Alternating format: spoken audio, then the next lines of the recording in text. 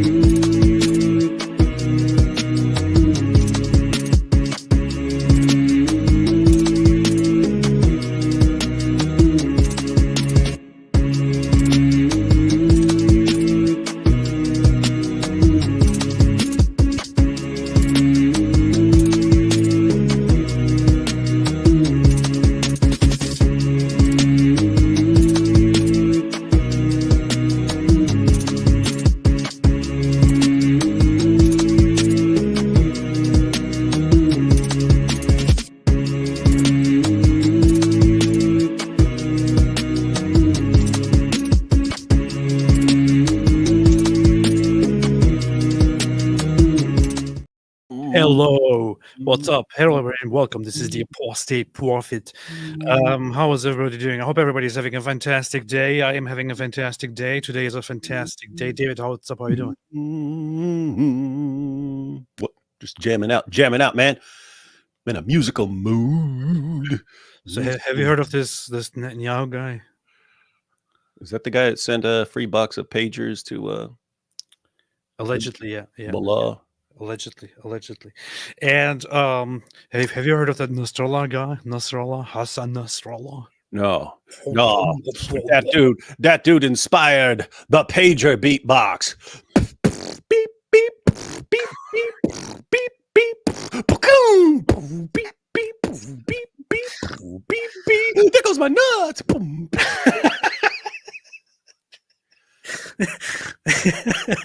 That was pretty good. Classic. Pretty good. So, yes, there are multiple news since the last time that we spoke. Israel really went hardcore. It's like they acted like for a whole year as they were getting fired at by Hezbollah forever with thousands of missiles. They were fending them off. They were fighting. They were evacuating their own population, shooting back, and so on. We're acting like they're not going to actually do a proper big response. And then once they responded, suddenly they started going hardcore on Hezbollah. They are pounding the hell out of them. And Hezbollah looks very, very pathetic right now. And of course, everyone started calling, ceasefire, please. Ceasefire now. Ceasefire. So this is the situation right now. Yeah, AP. I need to correct you there. You said, "Oh, Hezbollah's been attacking Israel for 11 months." What you left out was all of the student protests at American and European universities against Hezbollah's attacks and all the rockets that Hezbollah was firing. All those student protests, students marching through the streets, blocking entrances of any Lebanese or Muslim students to protest against what Hezbollah was doing. So you can't just leave that stuff out, AP. Yeah, they were engaged in invisible protests. They invented the form of invisible protesting, where they are all out protesting against all of the atrocities and the aggressions by Hamas and Hezbollah, but you can't see them. Most possibly because they're John Cena. Yeah, that's why. Or they're wearing Harry Potter invisibility cloaks. That might also be one of those reasons. Mr. Noyap, stop with these dirty references, man. I can't use words anymore here. What is this? Pervert. Anyway, so people are saying now what? Oh, I just wanted to point out that we've basically been building up Hezbollah for the past 11 months. I mean, as soon as Hezbollah started firing rockets, we were pointing out, hey, guys, just keep in mind, this is a far more advanced military than Hamas. So if these guys get involved, that's significantly more dangerous because they are a better trained, better equipped, better funded, better supplied military force. And so we've been saying that for 11 months. and then Israel's just slapping them around like a It's redheaded stepchild. it's kind of funny. It's kind of funny. It is kind of funny. We have been talking about Hezbollah and how they are a big problem, could be a big problem, and they have been like this guy, like they have been like these, these guys who are like, I'm poking you, it hurts, right? It hurts. Yeah, I'm gonna hurt you. I'm gonna kill you. How about this? How about that? How about this? And then eventually, the person that they're trying to bully, who is actually much stronger but just more patient, has had enough and starts punching this bully, and then they're like, please, please, no, please leave me alone, please, she's fired now. That's basically what Islamists are. Did you ever see that Russell Crowe movie? That Yes. Gladiator movie? Did you see Gladiator? Yes. There was that scene where Commodus, who was a real guy, but most of the story is fictional there. But Commodus was, what do I do about it? What do I do? What do I do? I don't know what to do. He's becoming a hero to people. And his advisor says, I've heard that there's a certain kind of sea snake that waits for its prey to think that it's weak, and something like that. And he says this thing, it will just sit there as things are nibbling on it. Anyway, that is a strategy. Just, okay, I'll just sit here. Oh, yeah. You take your shot. Yeah, not going to do anything. Take your shot. Yep, go ahead and take another shot. Go ahead, just sitting here, just minding my own business. Yeah, take your shots. Yeah. Oh, now you're convinced that I'm just going to sit here forever and take these shots and you could get away with it and there's no retaliation, right? Ha ha! Surprise! And that's exactly what happens. Dial it up to 10, man. Then you dial it up to 10. That's exactly what they do. Somebody said free Palestine. I'm not buying this scam. Get out of here, man. Nobody believes it anymore. No, someone said it correctly. Someone said free PlayStation. Free PlayStation. It's free PlayStation. Oh, someone said no, it's not. Palestine's not free. It's $9.99.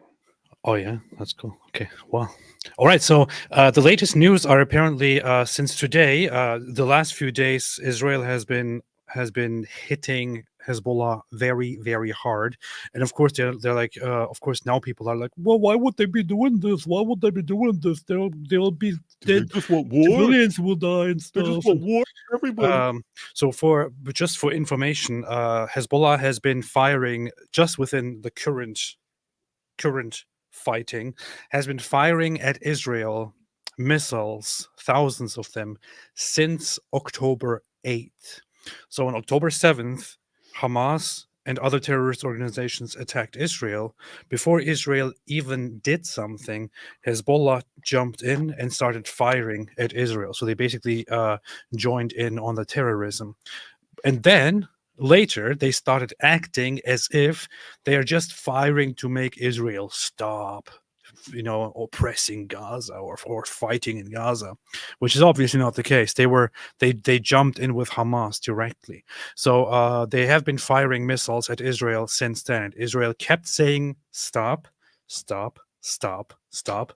or you will face the consequences. Stop, or you will face the consequences. Stop, or you will face the consequences. Stop, or you will face the consequences. And Hezbollah kept saying, no, we will punish you. We will only stop if you leave Gaza alone. We will punish you. We will destroy you. And eventually Israel said, okay, we don't have any other choice anymore. These rats keep firing at our civilians. Mm-hmm. So how about rats? How about time to put an end to this? So they started bombing the heck out of southern Lebanon, where Hezbollah is located, parts of eastern Lebanon, where Hezbollah is located, and parts of Beirut, where Hezbollah and the Shia population is generally located. You didn't leave them any other choice. Those people around the world who were cheering for Hezbollah here are now complaining. They should maybe, I don't know, go back in time and stop cheering, and then maybe they can solve this issue. It is amazing over and over again because it's been like this a really long time, but you have Muslim groups, and they'll say, hey, let me go screw with those guys over there. And those guys over there will try everything in their power to avoid a bloodbath. And so they'll try to ignore it or try to target specific individuals or let it slide, whatever they're doing. And the jihadis will just keep coming and coming and going and going and going and going and going and going and going until finally someone responds, and then the jihadis, oh my goodness, look what they're doing to us, over and over and over again. Every single situation. There's only in the jihad car, there are only two speeds. It's destroy your enemies, or claim to be victims. One or the other. If you're not destroying your enemies, then you're claiming to be victims. And claiming to be a victim is always the fun thing to do. But some people, like this genius here, like to be part of the conversation when they have no idea what's going on. Oh, by the way, thanks to Eli Shamoon, who said love you both, and made another super chat of $200. Always very, very much appreciated. Thank you so much. Always happy to have you here, and thank you for your support. What's up, Eli? Sup, Eli? Hope to meet you in person one day. Here, I have met him in person many times, and I've known Eli much longer than I've known you. So in your face. I don't believe you. So here's one of these geniuses, Mohammed Hijab, who has no idea what's going on in the world, and who then comes in and says, "What has Beirut got to do with October 7th?" He doesn't follow the issue at all. He doesn't know what's going on. He doesn't know what Hezbollah and Beirut is. Their headquarters are located in Hezbollah has their headquarters in Beirut, and they participated in October 7th practically with Hamas. So that is what Beirut has to do with October 7th. But he also said Beirut and instead of Beirut. So it's actually spelled like this, Beirut. So lots of people started making fun of this. Beirut, why are you stuttering? Said Egyptian atheist. What have two matches got to do with a big flame?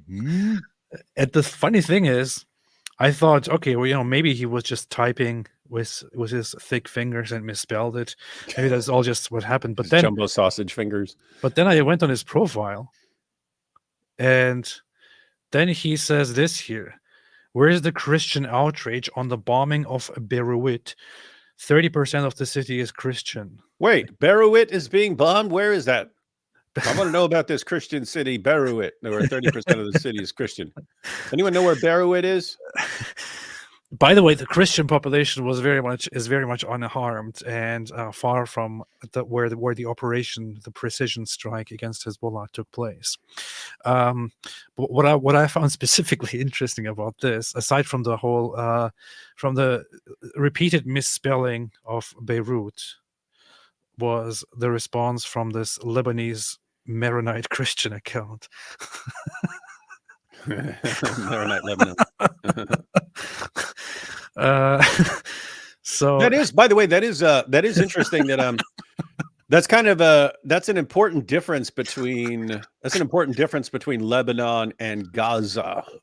There's a far greater percentage of the population in Gaza actually supports the terrorists, various terrorist organizations, whereas in Lebanon, you have a bunch of people you have a higher proportion of the population that would not want a war right now, and who don't want Hezbollah firing at Israel.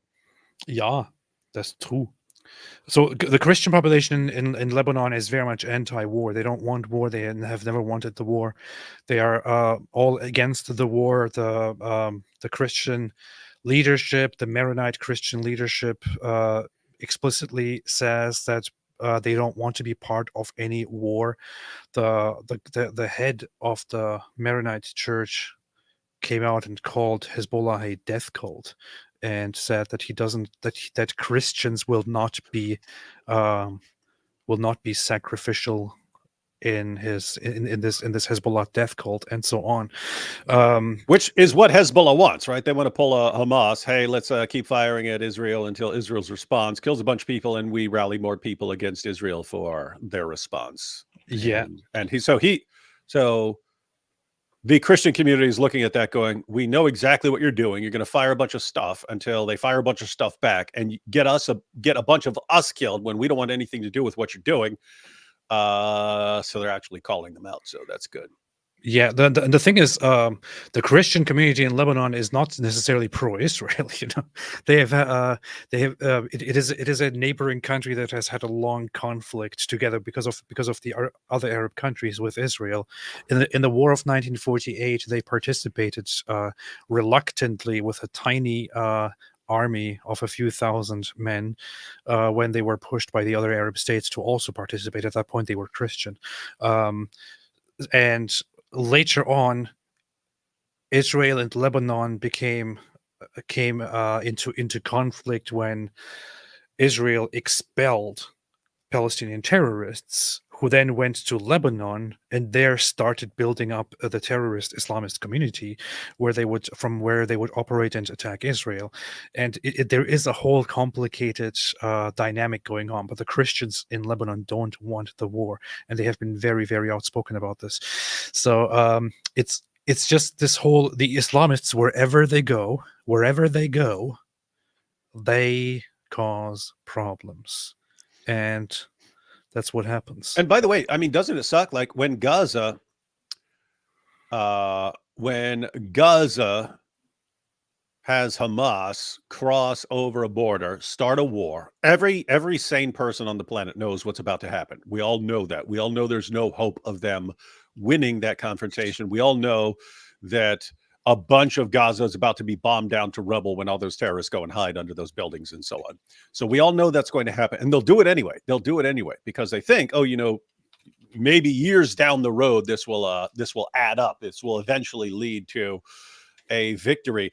But I mean, they keep getting into these fights that they can't possibly win, and the retaliation to the fights of the terrorists just destroys everything. I'm not just talking about Hamas. I'm talking about with all these groups like ISIS and Al-Shabaab in Somalia and so on. They just keep doing this. They're just, hey, let's start all these fights, either a civil war, we're fighting against other groups, or we're picking fights with people we can't possibly win against. And if we can't win, let's just make sure let's just make sure our entire country gets bombed down to rubble. That's what we want. Rubble. And it's just like, what kind of mental disease is this? It's sick. It's a sickness. Sick. It's a sickness. You're We sick. love death. We love death. So Hey, this ain't the cool dude who drank out of his pitcher, is it? I don't know. I've been hearing some guy at the UN drank out of his pitcher. So they give you a couple glasses there and a pitcher of water, and he just grabbed the pitcher. He grabbed the pitcher like he's at Oktoberfest in Germany. He's got this big mug of water, and he tries to sip it, and it spills all over the place or something. Yeah. Pretty So cool. the current news is actually Based. about Nasrallah. It's my third attempt to say this without getting derailed and going into the history of Hezbollah. Not sure why I did that. But the current news is that Nasrallah was apparently targeted and bombed in the earlier airstrike today on Beirut. Hassan Nasrallah, the leader of Hezbollah, it was this little fatty guy who sits there and yells into the camera, "We will destroy you." Hey, is that that super gay dude? Is that super gay dude I've been hearing about? Yeah, it's that one. And there are reports that he has been harmed and has been killed, but we don't have any confirmation yet. The IDF itself did not make an official statement on whether he is dead or not. Apparently, there is a report that his daughter died in the strike, but whether he is alive or not is yet unknown. No. They said that he survived. Then they changed those reports. Right now, there is no statement at all about what happened to him. People think he's dead, but I don't want to say that he's dead. I don't want to celebrate. I don't want to say that he's dead before I have clear confirmation that he's dead. I have to refute everything you just said. We don't know this. We don't know that. We have it from the greatest, most reliable source of information on the planet, Jackson Hinkle, who says, breaking, the safety of Hezbollah's Nasrallah has been confirmed. Israel's assassination attempt failed. And he put failed in all caps. So you've got the most reliable guy on the planet saying something in all caps. So I don't know how you can pretend, oh, we just don't know. Well, I've been debunked. I've been debunked. Humiliated. What kind of debunked news by source are you? Jackson Hinkle. What kind of news source are you? What kind of Muslim are you? Yeah. So, but anyway, let's focus on one thing at a time and talk about Netanyahu's speech. Have you seen anything of the speech, David? I haven't seen 1 second of it. I just seen like some stills of like people walking out. There are a bunch of people walked out or something. Yeah. I think a bunch of people walked out of his speech to protest. Yeah. People love protesting against Israel and Jews and Netanyahu. The Muslim peeps were like, I'm going to walk out of here. I can't take this. So Ligamathigayon said, I'm drinking champagne, cooking Shabbat dinner, and mockingly listening to Shiite funerary Nohe and Nasheed while disrespectfully shouting Ya Hussein, Ya Zahra, and Labbaik Ya Nasrallah while I tune it out to you. I'm Israel. Hi, it is a good day. Thank you. I appreciate it. I hope the celebrations are worth it, and I hope he's dead. Hey, you know to be funny? You know to be funny? If people start walking out of Netanyahu and he's like, I'm sad to see you're all leaving, but be sure to grab one of our commemorative UN pagers as you're leaving, and keep that very close to you in your pocket as a souvenir. Hey, our good friend Michael Rappaport earlier made a tweet that I found very, very funny. So I retweeted it. I don't know if you saw it. I think it's actually funny. He said, Bibi got on the stage at the UN, did his thing, went to Barney Greengrass, ate an everything toasted bagel with lox and cream cheese, and blasted the out of Hezbollah while enjoying a black and white cookie. Gotta respect his gangster. There was that clip after the beeper attack when he posted it. He's just looking at the camera going, beep, beep. And then he cracks up laughing. And then that was pretty funny, man.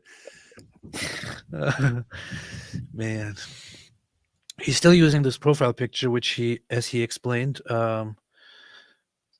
some people who were attacking him took a photo of those Jews crawling out of a tunnel and then put his face on it, and he found it hilarious. So he decided to turn it into his profile picture.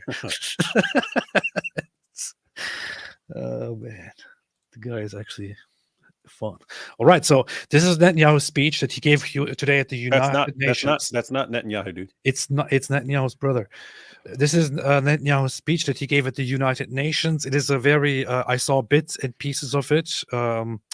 It was pretty harsh. I think for the first time, I listened to certain parts and I was like, "Finally, man! Finally, he's saying it." Really? And he wasn't nice. He was not nice at all. Nice is not our criterion. Based is our criterion. Was it based? I'm going to tell you. It is totally based. Yeah. Well, you see. I request protocol to escort His Excellency and invite him to address the assembly. He said, Your Excellency? That's good. Good, he's respectful. Order, please. Ladies and gentlemen, order. Oh, I was like, wow, so many people cheering for Netanyahu. Well, some of them are, and others are cheering for people. Order, please. It looks like the people cheering are cheering for Netanyahu. They're standing up and cheering, and other people are walking out. These little babies are walking out. I'm like, I'm not going to do this. I'm walking out of here. This isn't how things are supposed to go. He's supposed to be hiding behind a tree right now, and the tree is supposed to be telling us to come kill him. This isn't the way things are supposed to go, so we're walking out until the world goes the way we want it. Which countries walked out? I'm really curious now. Bunch of losers. Netanyahu, let's see if I can find info on which countries walked out. Maybe somebody made a list of it. Which delegates, which groups? UN members walk out en masse in protest against the Netanyahu address. Netanyahu, the guy who founded Yahoo. And came up with the drink Yoo-hoo, according to Kanye. Yeah. That's pretty interesting. In case you didn't know, this is why Netanyahu is relevant. He is the one who created the platform Yahoo. And the drink Yoo-hoo, which is pretty much the greatest drink in the world. Yeah. Yeah, I'm not sure which countries walked out, but lots of them walked out because they're like, Well, I don't want this. I'm not doing it. I'm walking out of here. I'm walking out of here. I don't like talking. so that's what happened.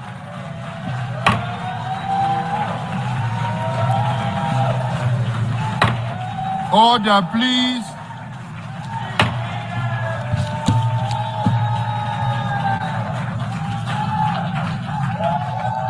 Which part of order didn't you understand?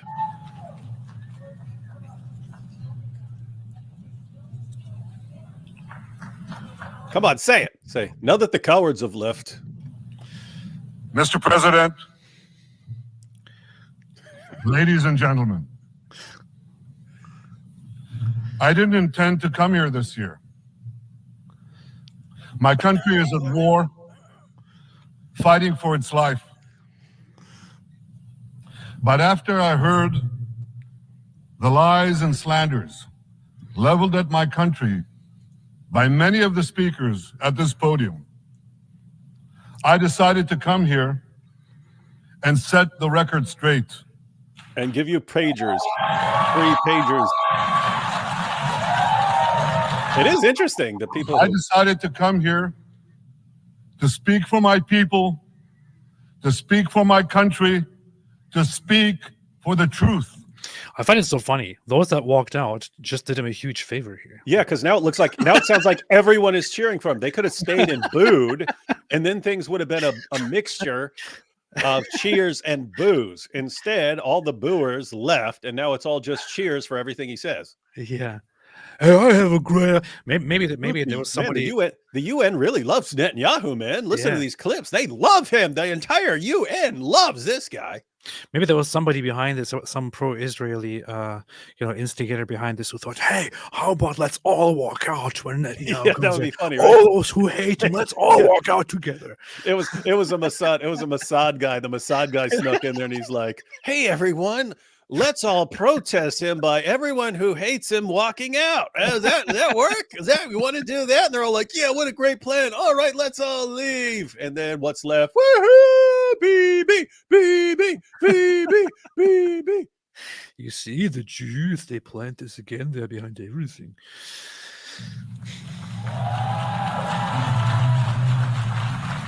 And here's the truth. Israel seeks peace. Israel yearns for peace. Israel has made peace and will make peace again.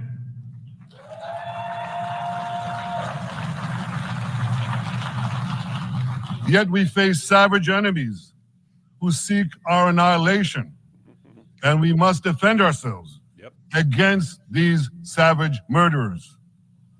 Our enemies seek not only to destroy us, they seek to destroy our common civilization and return all of us to a dark age of tyranny and terror. No, say it right. Say it correctly. They seek to return us to 7th century Arabia. It's the dream and fantasy of every one of these groups. We have to go back to 7th century Arabia. There's no moving forward. Everything has to be heading backwards. That is true. This is a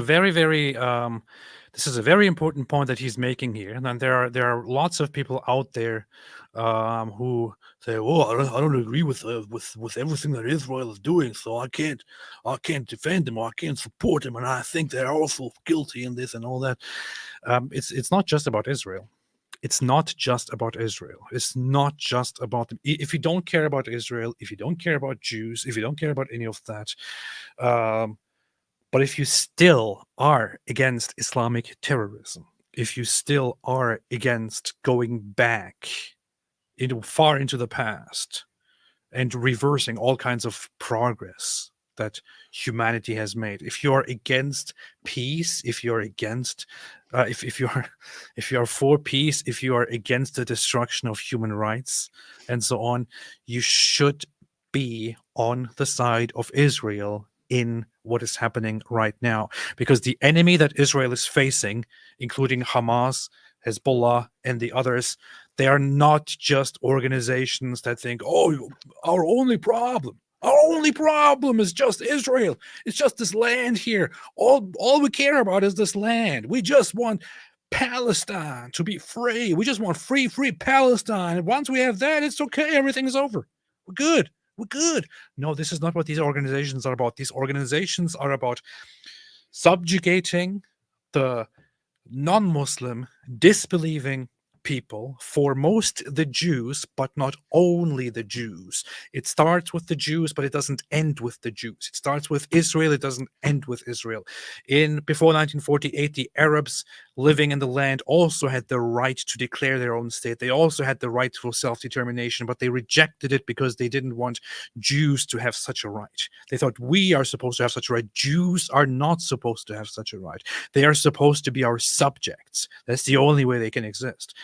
And the organizations today that are fighting Israel, especially Hamas, are organizations that not only want to destroy Israel and kill the Jews and create their own land, these are also organizations that have global ambitions that, once they are done with the Jews, would start suppressing, persecuting, subjugating the Christians, and Saturday going further with their ambition of establishing their global caliphate and trying to restore Islamic dominance in the world. As David just said, it is first comes Saturday, then comes Sunday. This is a phrase in the Middle East. First the Saturday people, then the Sunday people. This means first the Jews, then the Christians. First they come for the Jews, then they come for the Christians. And the caliphate is an openly declared ambition, a goal of Hamas.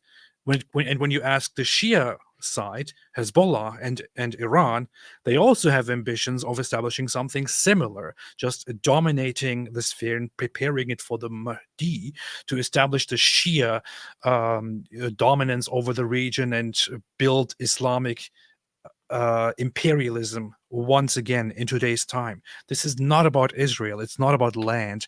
It is about humanity. And we've talked about this many times. People really need to understand this so they can communicate it effectively. After the collapse of the Ottoman Empire, Muslims had no caliphate for the first time. So they were without a caliphate. And there were lots of people who started to doubt Islam because of it. Wait a minute, we're supposed to keep expanding, and now we just got crushed by a bunch of Western nations. What's going on here? What's going on? And then you had a bunch of Muslim nations trying to modernize and become more Western in the way they dressed and the way they, the education system and so on. Economics, they just tried to adapt to the West. Then you had the rise of these other groups. You had the Muslim Brotherhood and you had the Iranian Revolution and so on. And their response was, guys, the reason we're getting crushed is not because Islam's not true. It's because Allah's punishing us or testing us for not being devout enough. So what we need to do is we need to crack down, and then Allah will make us strong again. So hijab did the poll. The main reason Muslims doubt Islam is because of Muhammad's moral issues, moral problems with Muhammad.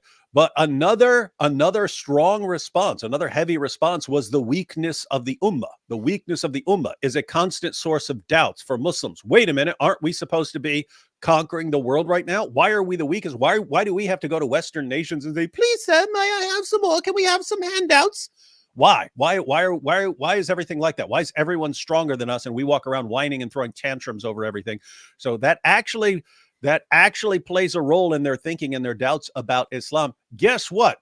The Muslim organizations, they all know this. They know that as long as Israel is there, Israel will be a constant source of doubts among Muslims. Why can 2 billion people not deal with a few million? Why? Why are we this incredibly, insanely weak?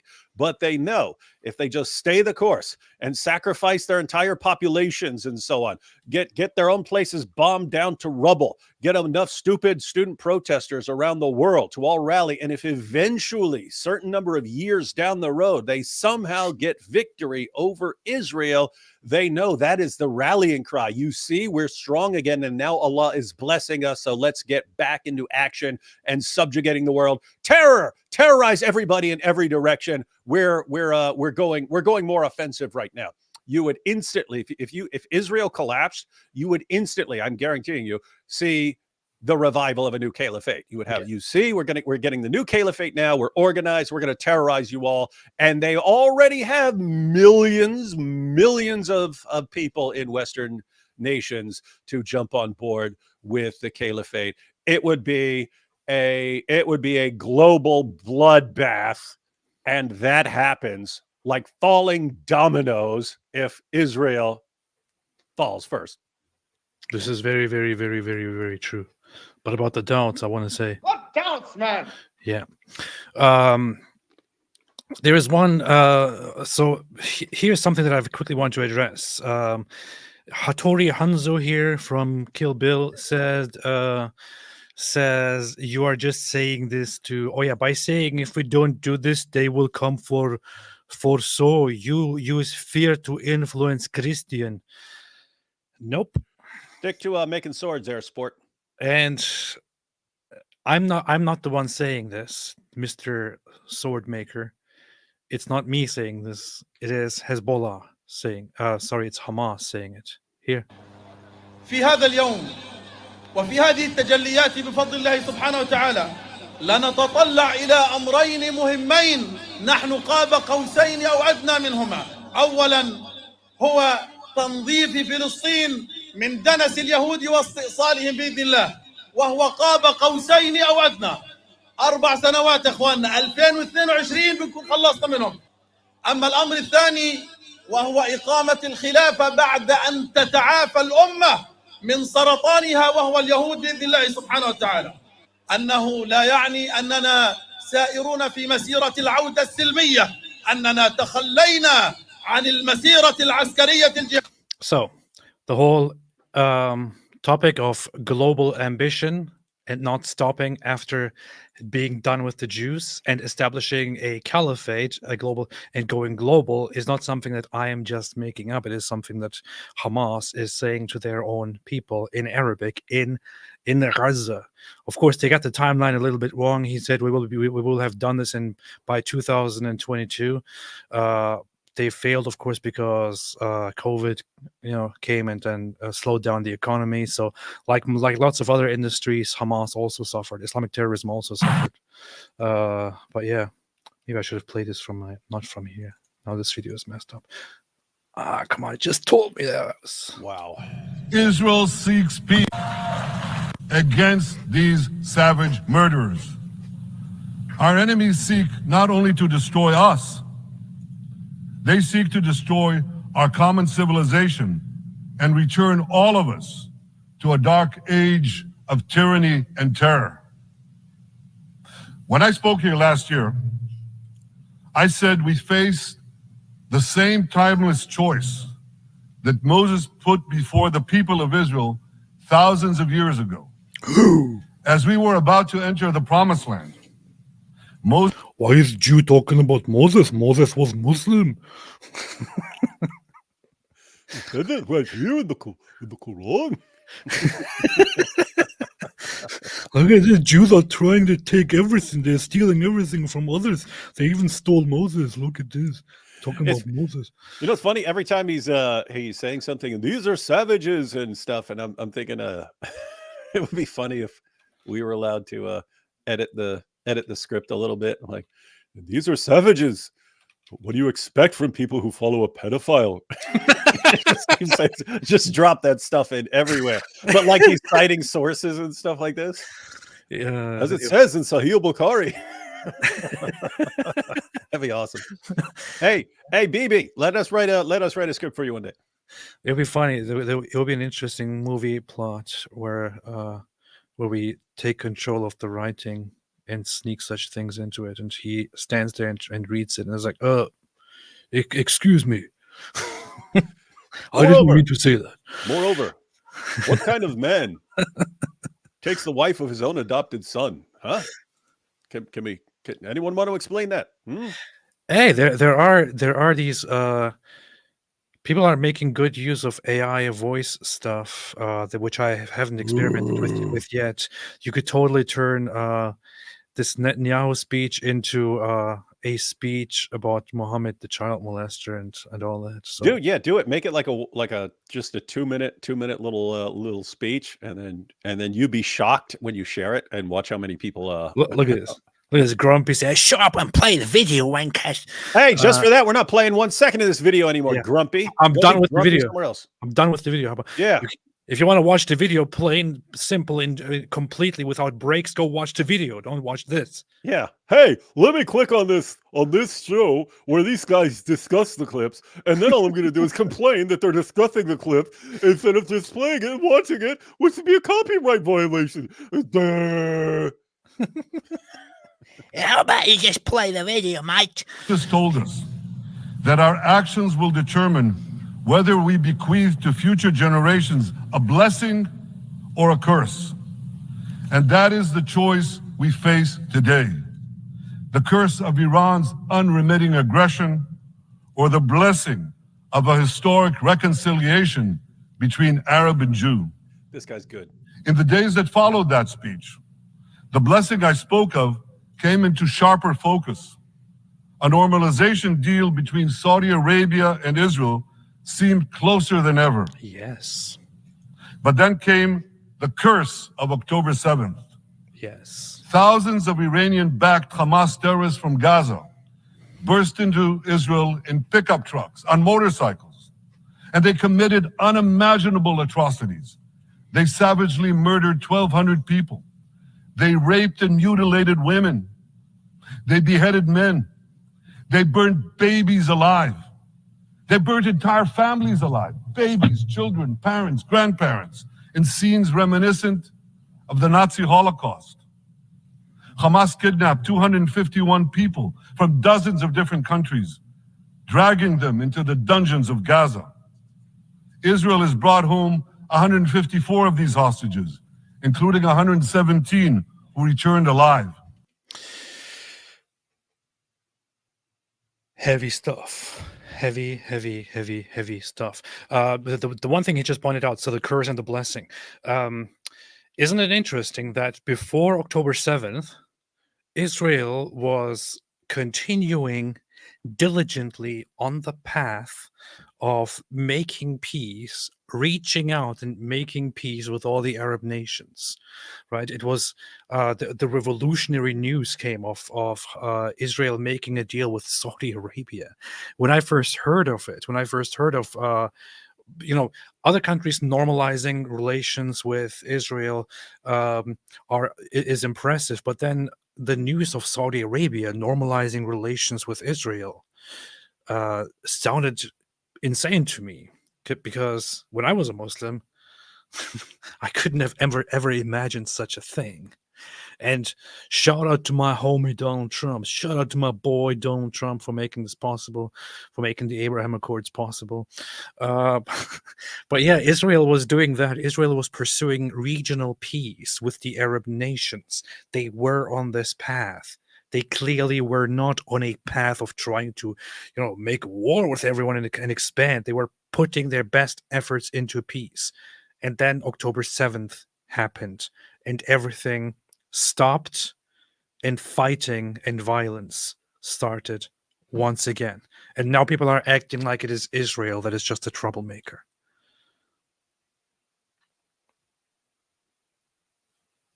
That's what they do. That is Urinating upon one another. That's what they do. Yeah. I'll just say it one more time. Can you imagine any other place on the planet, the United States, anyone who just has to sit there and get bombed for almost a year straight and is never under any circumstances allowed to make people stop bombing them? Weird. Why can't they just accept to be killed? Why do they have to fight back? That's the idea. This is unbelievable, man. Unbelievable. I want to assure you, we will not rest until the remaining hostages are brought home too. And some of their family members are here with us today. I ask you to stand up.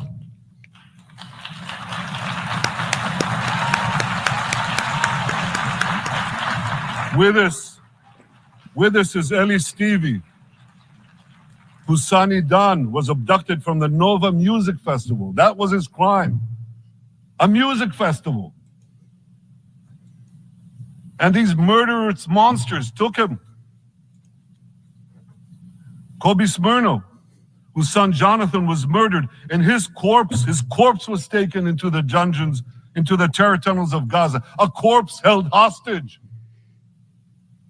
Salim Al-Atrash, whose brother Muhammad, a brave Arab Israeli soldier, was murdered.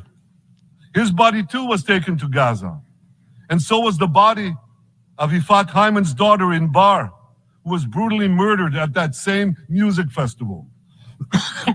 With us is Sharon Sharabi, whose brother Yossi was murdered, and who prays. You notice how these anti-Zionist people don't care at all about Israeli Arabs, right? They don't care at all. Not a bit. Not a bit.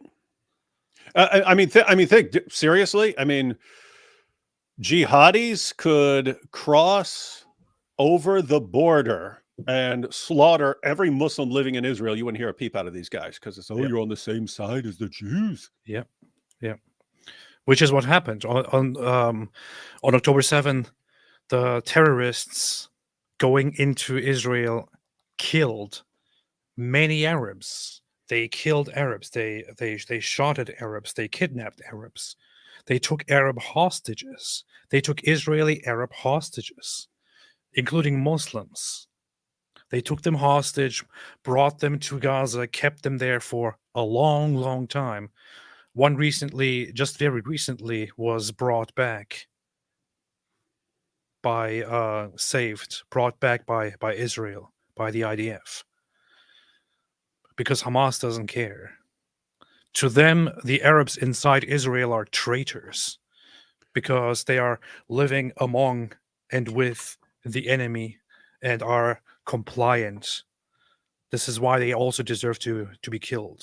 We have videos of Hamas going around and beating up an Israeli Arab guy who identifies himself as an Arab guy speaking Arabic, and they tie him up, put him on the ground, insult and humiliate him, call him a traitor who serves the filthy Jews, and so on.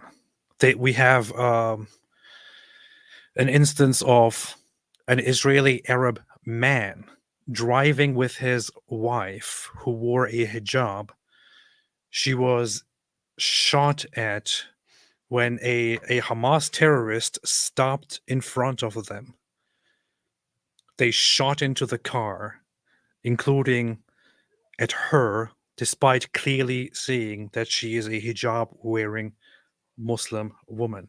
These people don't care. They are savages. They are animals.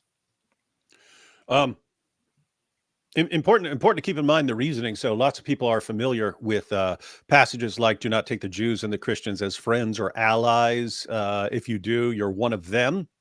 You're one of them." And so they would view it as, hey, if you're on the same side with Israel and you're not constantly waging war against them and trying to terrorize them from within, then yeah, you're a traitor. But there is this other thing which I brought up in the context of like Osama bin Laden's reasoning for the 9/11 attacks and so on. You always had people who say, but there are Muslims who are dying in the World Trade Center too. So how can Osama bin Laden be a true Muslim if he's killing? Well, so they view that as collateral. They can view that as collateral damage. In other words, if you're attacking the kuffar and there are some Muslims who get killed there, they were dealing with that a long time ago. Like, can we fire catapults at a city, knowing there are also Muslims in the city, and we might hit the Muslims? And yes, you get collateral damage is acceptable, but that's not even the main way lots of Muslims would look at this. They would look at it and say, okay, if we're sending planes flying into the World Trade Center, if you're a Muslim and you're in there, you're part of that system. You're part of that system. You're part of this. What are you doing if you're a Muslim working in the World Trade Center in the United States of America? You're working and you're paying taxes to the United States government, which is sending its military into Muslim nations, dropping bombs on Muslim nations. In other words, you are actually supporting the war on Muslims.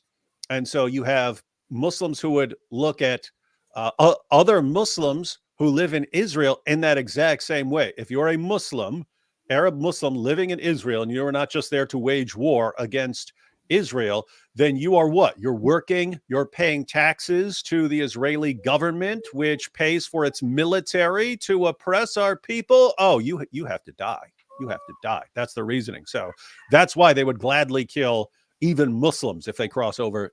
If they bring some jihadis across a border and they encounter Muslims, they would view those guys as traitors working with the Jews and would not hesitate to kill them. Yeah, yeah. Oh, there's nothing wrong with trading, so there's nothing wrong with traders. That's very, very, very, very true. Somebody said, "What is Netanyahu's birth name?" Bibi. This is a funny thing because some people go around spreading this false theory that that his name is not actually Benjamin Netanyahu. It's Eli Copter. What? And Jen Netanyahu said Benjamin Mileikowski, I heard. The fact is actually that so Benjamin Netanyahu's name is, his birth name is Benjamin Netanyahu. So it is totally accurate. That is his name. It's his real name, Benjamin Netanyahu. The thing is, his father's name, his father's last name, I think, was Mileikowski, which goes back to Jews adopting European last names, often by force, in order to be accepted, or in order to get certain rights. And when the family came to Israel, they decided, like many other families, to let go of that and to adopt a proper Hebrew name, a Jewish name. So that's what they did. That's what they do. For his older brother Eli, who is still held hostage in Gaza. And with us too is Izhar Liftage from Kibbutz Nir Oz, a kibbutz that was wiped out by the terrorists. Thankfully, we achieved the release of his mother Yocheved, but his father Oded is still languishing in an underground terrorist hell of Hamas. I again promise you, we will return your loved ones home. We will not spare that effort until this holy mission is accomplished.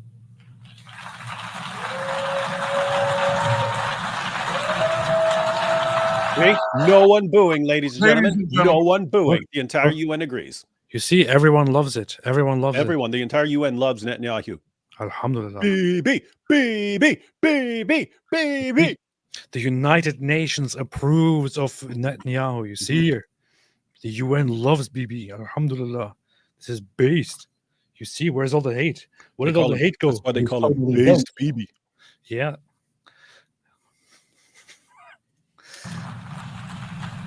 The curse of October 7th began when Hamas invaded Israel from Gaza. But it didn't end there. Israel was soon forced to defend itself on 6 more war fronts organized by Iran. On October 8th, Hezbollah attacked us from Lebanon. Since then, they fired over 8,000 rockets at our towns and cities, at our civilians, at our children. 2 weeks later, the Iran-backed Houthis in Yemen launched drones and missiles at Israel. Houthis. The Houthis started firing. The Houthis. And interesting thing to point out, Yemen is by every standard one of the most miserable countries in the world right now. They have all of the problems that any country can have. But hey, they are concerned with, of course, fighting Israel. Because why would you want to fix your own place? The Houthis are not even in charge. They are a they are a separatist movement that is trying to overthrow the Yemeni government and trying to take over Yemen. But while doing that, while the majority of the Yemen population is starving and dying and living in dirt and filth, they have nothing better to worry about but to attack Israel. This is what Islamists do. The first of 250 such attacks, including one yesterday aimed at Tel Aviv. Iran's Shiite militias in Syria and Iraq have targeted Israel dozens of times over the past year as well. Fueled by Iran, Palestinian terrorists in Judea and Samaria perpetrated scores of attacks there and throughout Israel.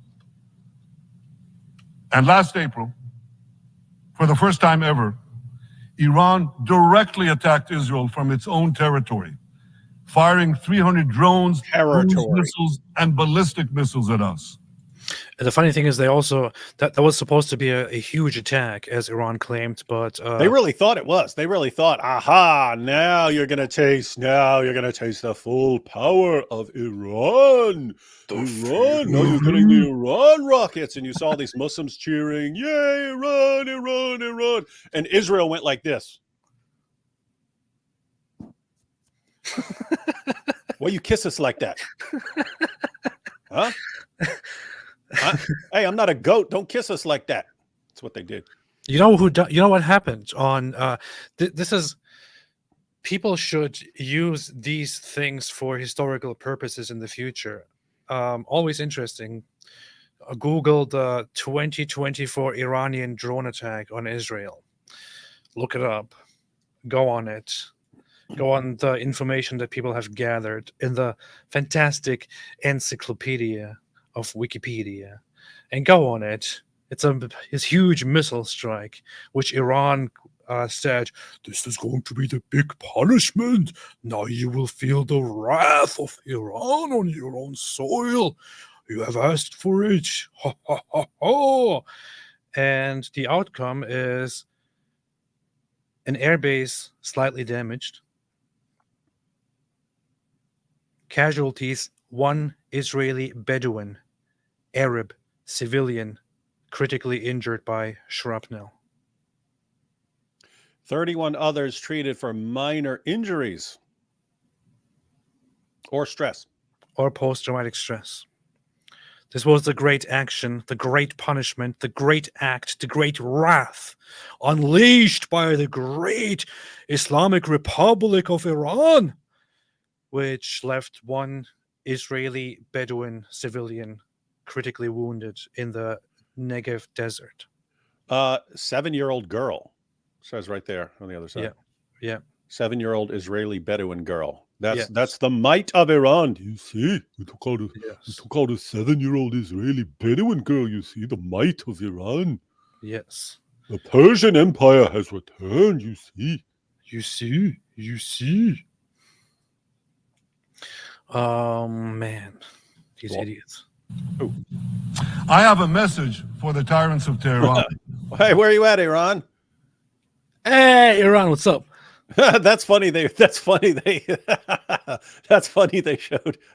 the Iran seats. They're invisible, you see. They're powerful. This is the United Nations. Look at those crappy chairs, man. Yeah, get some better chairs. No wonder I'd get up and leave too. Hey, look at that. That's hey, and it's funny they give the Iranians the crappiest chairs. See how they're all like peeling and stuff like that. I have to say it's probably not them giving Iranians the crappiest chairs. It's the Iranian Islamist barbarians treating the chairs in the worst way and dripping them up. Yes, look at this. We have no respect for this chair. This chair's not a Muslim. This chair's not a Muslim. Look at this. They have torn chairs in the United Nations, man. Like if you have anything that at home or in your workplace or that looks a little bit messed up or messy, damaged, whatever it is, don't be ashamed anymore. The United Nations, the freaking United Nations, has torn chairs there. Yeah, that's funny because I have a crap chair. I have a crap chair. It's all like squeaky and stuff like that. But I'm like, okay, to get a good one, those things are like hundreds of dollars now. But like my terrible garbage chair, which I got just because it was cheap, is better than the chairs at the UN. That's good. That's good. Wow. Man. If you strike us, and last April, let's hear this and message. Ballistic missiles at us. I have a message for the tyrants of Tehran. Here's the message. If you strike us, we will strike you. There is no place.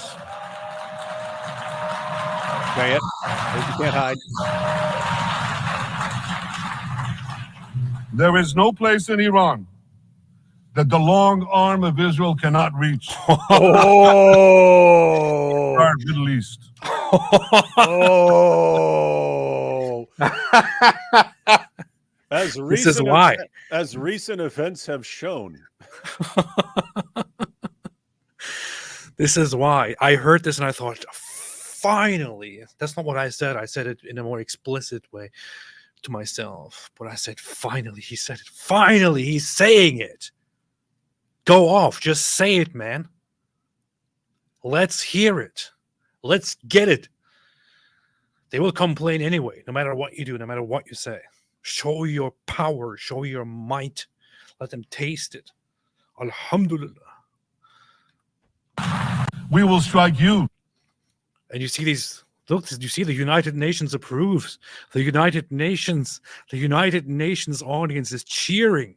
They're cheering when he says. The entire United Nations. Literally, the entire United Nations, you hear it right there, Entire world is cheering when he says we will strike you back to Iran. Missiles at us.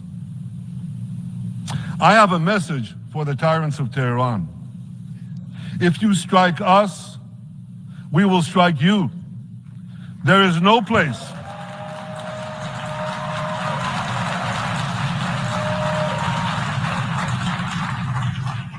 There is no place in Iran that the long arm of Israel cannot reach. And that's true of the entire Middle East. That was Let's get that it.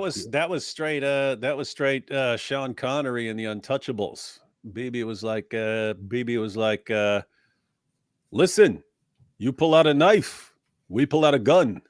You send one of ours to the hospital, we send 10 of yours to the morgue.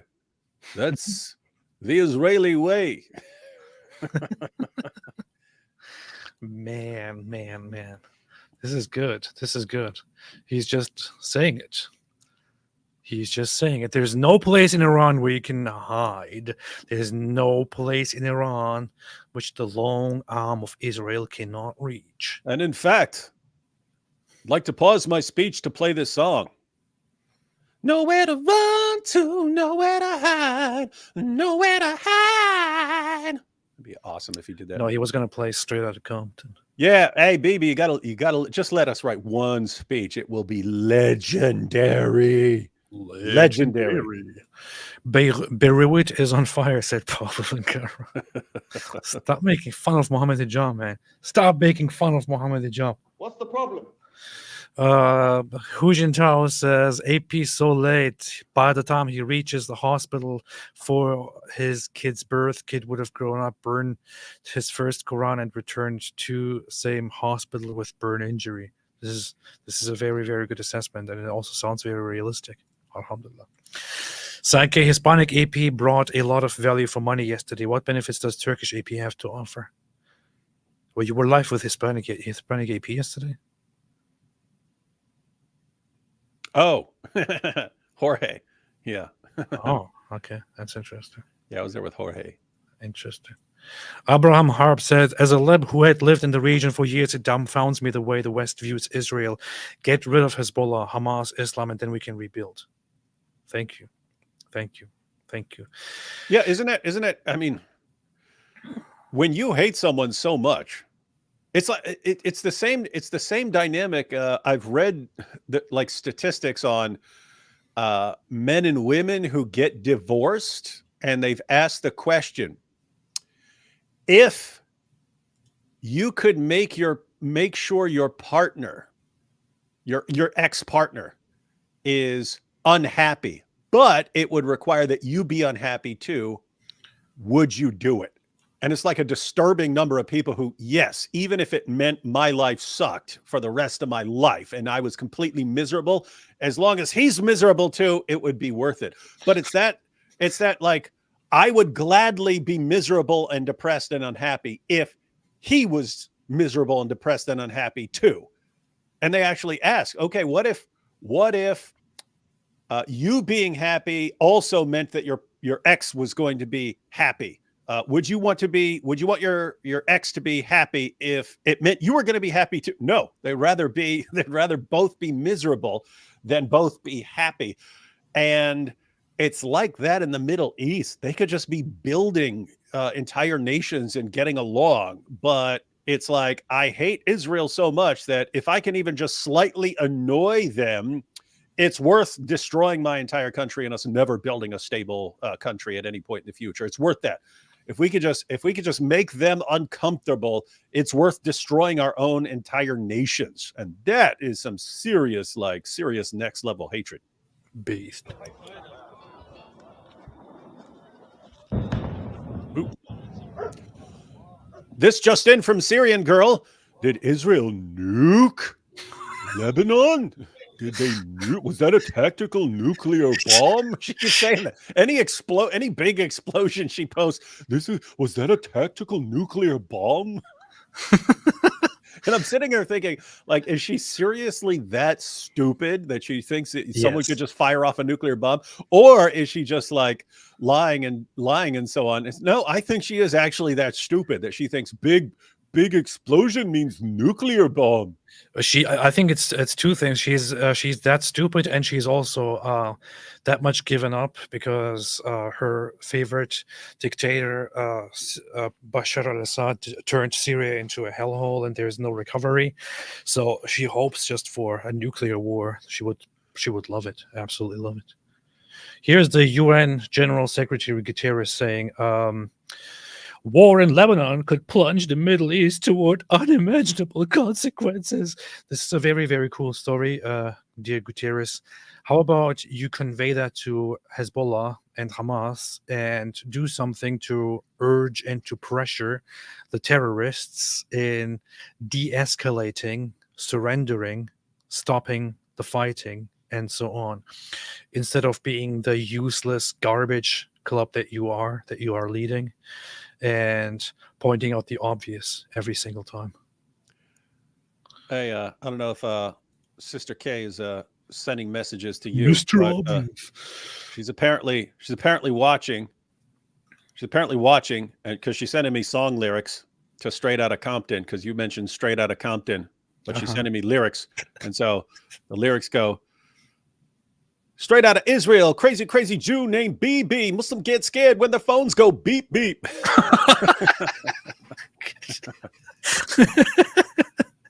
That's good. Man. Lambs led to the slaughter. Israel's soldiers have fought back with incredible courage and with heroic sacrifice.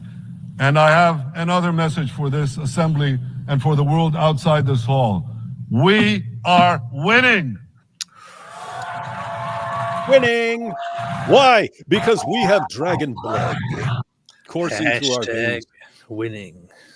Hashtag winning. You need to clip that. We are winning. I need to clip that. Let's see. World outside this hall. We are winning. Just go back and forth between him saying winning and Charlie Sheen.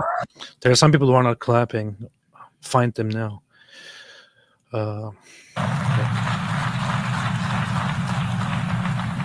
Ladies and gentlemen, as Israel defends itself against Iran in the seven-front war, the line separating the blessing and the curse could not be more clear. This is the map I presented here last year. It's a map of a blessing. It shows Israel and its Arab partners forming a land bridge connecting Asia and Europe between the Indian Ocean and the Mediterranean Sea. You see, this is what Israel is aiming for. They want to connect the world. Connect the world. Just for those who don't understand it, here it is once again illustrated. They want to make peace with these countries. We are trying to build bridges from Asia to Europe. Not interested in the real Israel map. Yeah, it's funny.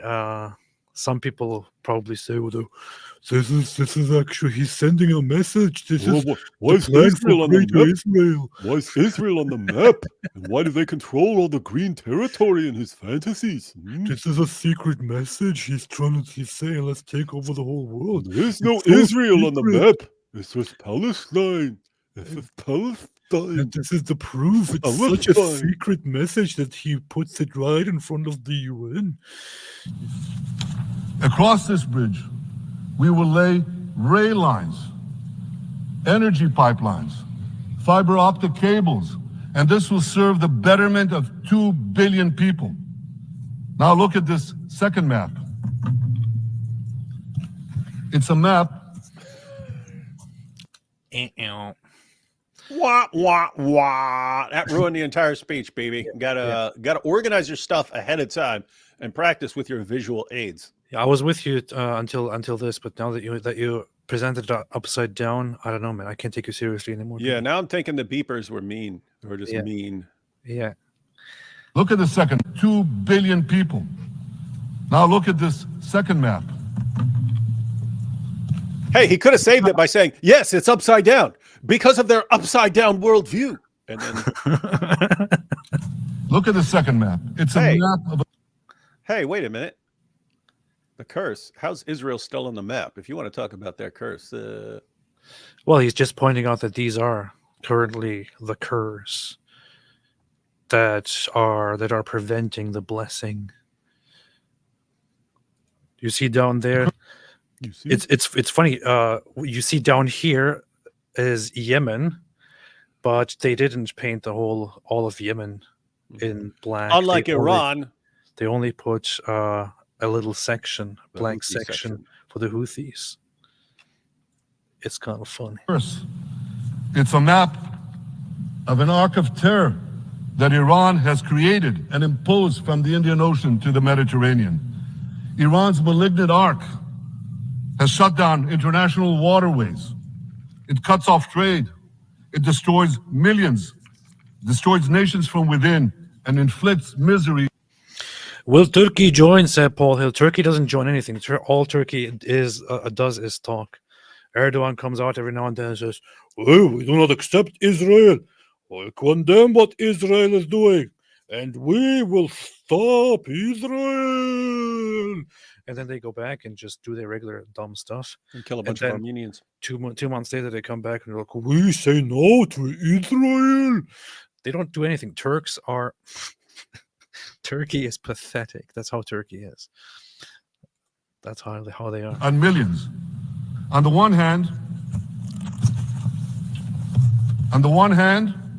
a bright blessing, a future of hope. On the other hand, a dark future of despair. Look at this crappy place, the United Nations, where they don't even have a screen to put this stuff on. And yeah, they can't even use PowerPoint here. Yeah, and they they don't give him a pointer that he can point at the screen. They have no screen for a PowerPoint. He has to hold these things. They literally forced him to hold this in their hands. Yeah, you're wondering how long it's going to be before one of those chairs falls apart and someone gets impaled on it and stuff. Yeah, and then they'll call it genocide. And if you think this dark map is only a curse for Israel, if you think that, then you should think again. Quit being stupid. Quit being stupid. If you think that, you're stupid. Go back to kindergarten and learn to think, stupid. A dark future of despair. And if you think this dark map is only a curse for Israel, if you think that, then you should think again. It's so funny because he's it sounds like he's obviously telling you something much more offensive, but he's just saying you should think again. I mean, I want to say, and if you really think that, then you are stupid. You are absolutely stupid. You are an idiot. But he's just saying, think again. Or as Jordan Peterson would say, think again, sunshine. Because Iran's aggression, if it's not checked, will endanger every single country in the Middle East and many, many countries in the rest of the world. Because Iran seeks to impose its radicalism well beyond the Middle East. That's why it funds terror networks on 5 continents. That's why it builds ballistic missiles for nuclear warheads to threaten the entire world. For too long, the world has appeased Iran. It turns a blind eye to its internal repression. It turns a blind eye to its external aggression. Well, that appeasement must end. And that appeasement must end now. What, did you say appeasement? Blind eye to its internal repression, it turns a blind eye to its external aggression. Well, that appeasement must end. And that appeasement must. He said appeasement. Slurred it a little bit. Quit being too picky, man. I can't take it The seriously. dude has to focus on his visual aids because they won't let him use PowerPoint. That's true. And now. You can't expect him to get every little syllable right. He's got a point, man, with Iran. It's like, okay, they're horribly oppressing their own people. They're starting wars with everyone on the entire freaking planet, and people just keep putting up with it forever. That's what they do. That's what they do. Nations of the world should support the brave people of Iran who Darn right. want to rid themselves of this evil regime. Responsible governments should not only support Israel in rolling back Iran's aggression, they should join Israel. This is true. Yeah. And this has nothing to do with Israel. People should be supporting the change of Iran into a proper Iran once again. The population of Iran doesn't want the Islamist regime. Nobody should be supporting them. Yeah, guys, it's a tiny fraction of Iran that is like controlling everyone else and so on. And you have the population that can't stand what the Iranian leaders are doing. And though people just don't want to jump into the mix, it would be interesting if Iran keeps messing around with Israel, and Israel like messes around and blows their leaders out of the water, and that actually allows the people to take their country back from the mullahs. That would be interesting. Then the people of Iran would be forever indebted to Israel. Alhamdulillah. They should join Israel in stopping Iran's nuclear weapons program. Israel's going to stop that. That is one thing Israel will stop. They're not going to allow these guys to get In this nuclear body in the Security Council, we're going to have a deliberation in a few months.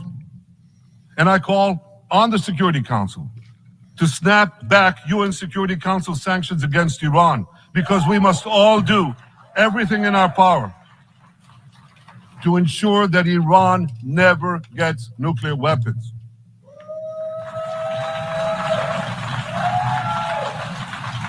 For decades, I've been warning the world against Iran's nuclear program. Our actions delayed this program by perhaps a decade, but we haven't stopped it. We've delayed it, but we haven't stopped it. Iran now seeks to weaponize its nuclear program for the sake of the peace and security of all your countries. This is true. This is true. It's funny because 20 years ago, the Iraq War started when it was American intelligence and Israeli intelligence pointing out that Iraq has been on a long path of pursuing weapons of mass destruction, and where the speculation was that Iraq most likely, almost definitely, is in possession of weapons of mass destruction. And they also used the Iraq's own words, Saddam's own bragging about pursuing weapons of mass destruction as evidence for that, and eventually ended up invading Iraq. And then it turned out that Iraq didn't actually have active weapons of mass destruction. They were working toward it, but they didn't really have anything active, although they did use them in the past. Now you have Iran. Iran has openly been bragging about how they can get it done. They have openly been bragging about and openly speaking about how they want to pursue it and how they will pursue it, how they will love to do it, and so on. And here we are again.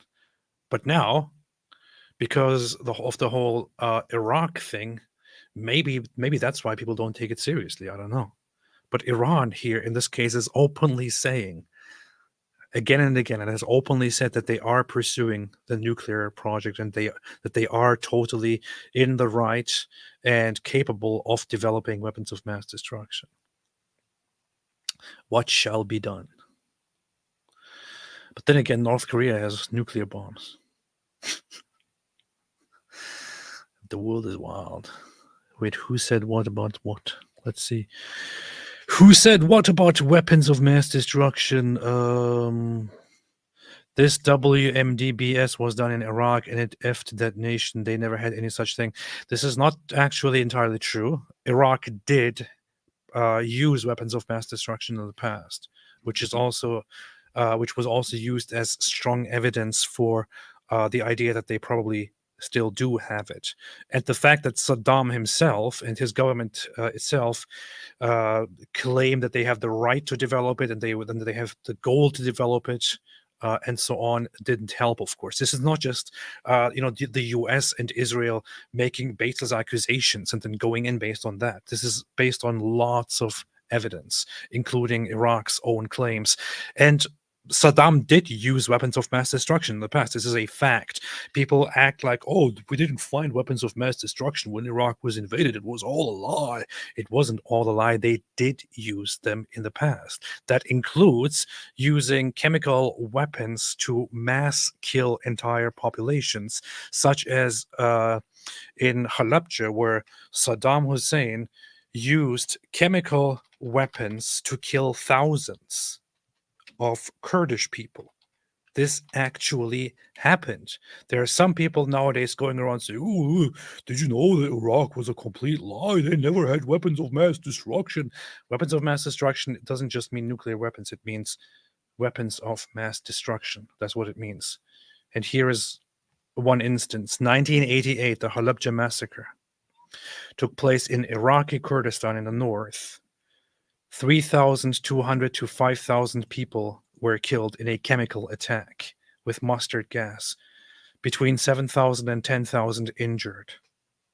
Kurdish people know this and remember this, which is why Kurdish people generally will not buy your they had no weapons of mass destruction stuff, because their people experienced the use of weapons of mass destruction directly. Thousands of them died. We have images of them filling up rivers and mass graves when they were brutally murdered by Saddam's government. You don't want to wait until they actually develop it and do something with it. For the sake of the peace and security of the entire world, we must not let that happen. And I assure you, Israel will do everything in its power to make sure it doesn't happen.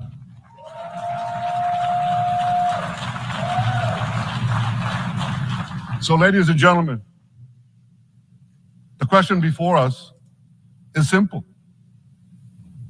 Which of these two maps that I showed you will shape our future? Will it be the blessings of peace and prosperity for Israel, our Arab partners, and the rest of the world? Or will it be the curse in which Iran and its proxies spread carnage and chaos everywhere? Israel has already made its choice. We've decided to advance the blessing. We're building a partnership for peace with our Arab neighbors while fighting the forces of terror that threaten that peace. Then why did you force Hamas to attack you on October 7th? And why did you force Hezbollah to fire thousands of missiles at you since then? It's pretty funny. Like I mean, he's sitting there like with his little visual aids and maps and stuff like this. And which was like he's saying, how can I make this any simpler for you stupid people out there? Which one do you want? You want Iran controlling everything or everyone getting along? What? Take your pick. Take your pick. Making it as simple as possible for extremely dumb people. And the extremely dumb people are like, ooh, we like the Iran controlling everything. Yes, Iran should control the world. They're so based. And the anti-Israel guys are sitting there and thinking, well, is he saying he wants to expand Israel and take over the whole Middle East? Is that what he's trying to do? Yes, it's all in green. It's right there. He wants to take over the Middle East to build his bridge, and so he can put tolls on the bridge and charge everyone for using the bridge. But the people are retarded. Yeah, that's what they do. But the people are retarded. For nearly a year, the brave men and women of the IDF have been systematically crushing Hamas's terror army that once ruled Gaza. On October 7th, the day of that invasion into Israel, that terror army numbered nearly 40,000 terrorists. It was armed with more than 15,000 rockets. It had 350 miles of terror tunnels, an underground network bigger than the New York subway system, which they used to wreak havoc above and below ground. A year later, the IDF has killed or captured more than half of these terrorists, destroyed over 90% of their rocket arsenal, and eliminated the key segments of their terror tunnel network. I just saw this, and I don't know how accurate this is, but I found the reaction very funny, which says, so Hen Mazik said, breaking senior Israeli official report, PM Netanyahu's trip to the UN General Assembly was part of a diversion to lead Nasrallah into believing he was safe while the prime minister was in New York. And Congressman Brian Mast's response is, the United Nations is finally good for something. That's pretty funny. Based. That's pretty based. Totally based. So much based stuff going on. There's a lot of baseness in that. Yeah. And who is this following me? I don't even follow him back. Yeah, what a dirtbag. Fine. Yeah. All right. In major military operations,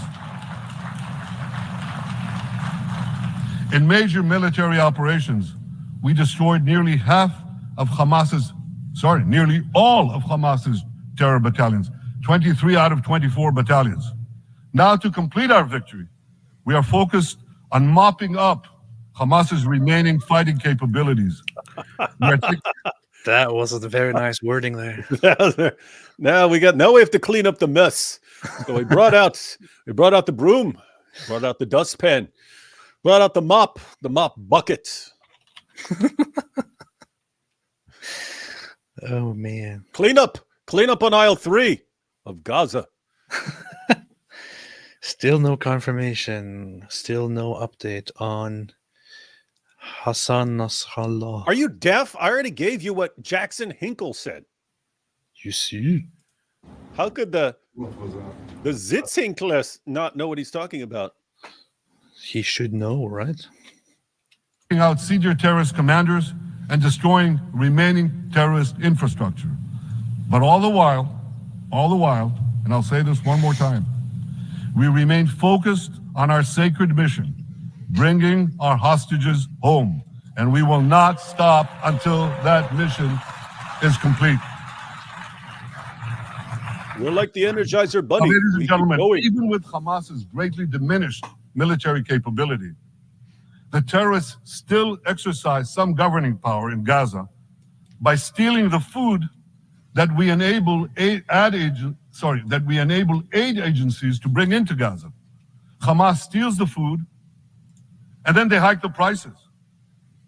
They feed their bellies, and then they fill their coffers with money that they extort from their own people. They sell the stolen food at exorbitant prices. And that's how they stay in power. Well, this too has to end, and we're working to bring it to an end. You know what's very interesting about this whole event here of Benjamin Netanyahu going to the United Nations and speaking?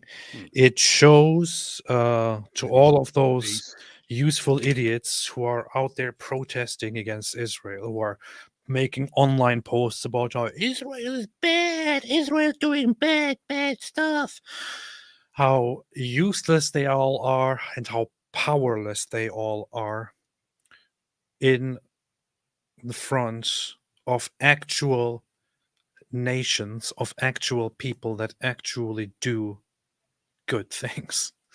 You have Israel that is pretty much the only contributor to the world in any way in that environment, sitting here and standing here and explaining their self-defense and their great victory, their great way of doing it, being supported and applauded by others that support the development and the strength.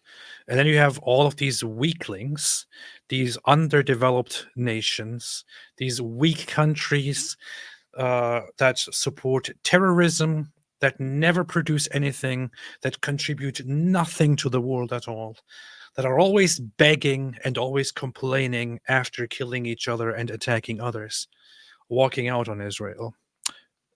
And you have useful idiots protesting out there.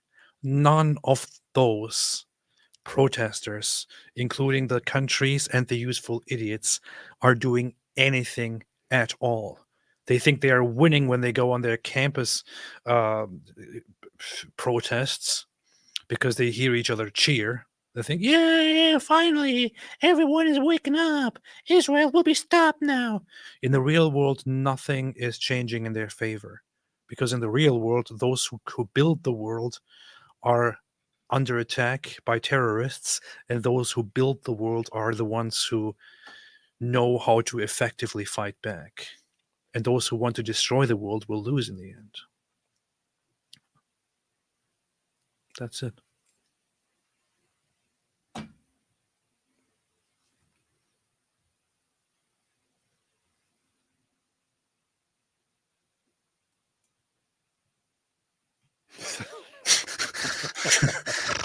What? That's funny. Yes. And the reason is simple. Because if Hamas stays in power, it will regroup, rearm, and attack Israel again and again and again, as it is vowed to do. So Hamas has got to go. It'd be funny right now. He said, hey, ho, ho. Terrorist Hamas has got to go. Hey. Imagine. Ho, ho. For those who say, well, Hamas has to stay, it has to be part of a post-war Gaza. Imagine in a post-war situation in World War II. Imagine allowing the defeated Nazis in 1945 to rebuild Germany. It's inconceivable. It's ridiculous. It didn't happen then. It's not going to happen now. Boom. Ow. Didn't happen then. Not going to happen now. This is it. The thing is, when he was speaking to Congress, when he came to the U.S. Months ago, he didn't sound like this. He still sounded more trying to appeal to people, being reserved, being a little bit more careful with his words and diplomatic and all of that. At this point, speaking to the United Nations, it looks like he doesn't care anymore. He just says it. He says what needs to be said. This is how Israel should be. This is how Israel should be. This is the Israel we need. And you find people, lots of people around the world becoming more like this, in the sense that what used to work with, quieting people down and so on in the past isn't working anymore, because people are realizing, wait a minute, anything I say about Islam, they're going to call me racist anyway. If I'm not completely on board, they're just going to call me racist. Okay, you know what? Screw it. I'll just say whatever I want, because they're going to call me names no matter what I do. I might as well just start blasting away at this stupid nonsense. And people aren't caring as much about the criticism anymore when you're going to accuse them of everything, no matter what, right? Yes. Like Israel, if Israel went after one Hamas terrorist, people would, that's genocide. It's genocide. Okay, well then I shouldn't listen to you guys anyway, because you're a bunch of freaking idiots. So Yes, exactly. And we've just seen, like, recently with the recent operations, you had the pager operation. The pager operation, which was as discriminate and precise as an operation against a terrorist organization. You're as precise as you can possibly be. You can't get more precise than targeting the pagers in their pockets. Pockets of that's what you're targeting. picking out specifically and precisely Hezbollah ordered, Hezbollah used pagers and blowing them up in their pockets, blowing off their balls, or blowing them up in their faces was the most precise and discriminate thing done in this entire conflict by either side. And yet, the reaction was, oh, why is Israel doing this? How dare you? It's terrorism. They're terrorizing the world. They're It's a war terrorizing the entire crime. world. It's the end Imagine of they the did this world. to Oh my you. goodness. Imagine they did this They're to all of basically us. not. Look at the Nazis blowing up the pagers. And you know what? The end result of that is, you know what? I'm not listening to you guys at all anymore. Yeah. Yeah. If that's what you keep doing, if that's what these anti-Israel guys keep doing, just crying and making the same accusations every single time, why would Israel still listen?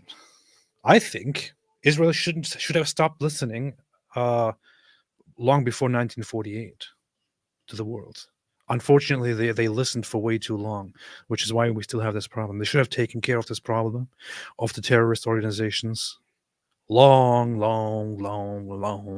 time ago.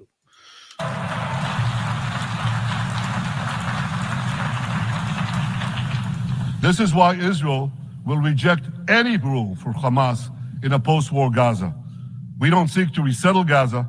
What we seek is a demilitarized and de-radicalized Gaza. Only then, I think it's not sufficient, to be honest. But I get it. This is what Israel has to do in this environment. I think this is not sufficient. I think the right move would be, this would be complicated and would take lots of resources. I think the solution would be to deport or strategically, peacefully relocate all of those who do not want to commit to permanent peace, all of those who believe in taking land, who believe in perpetual war.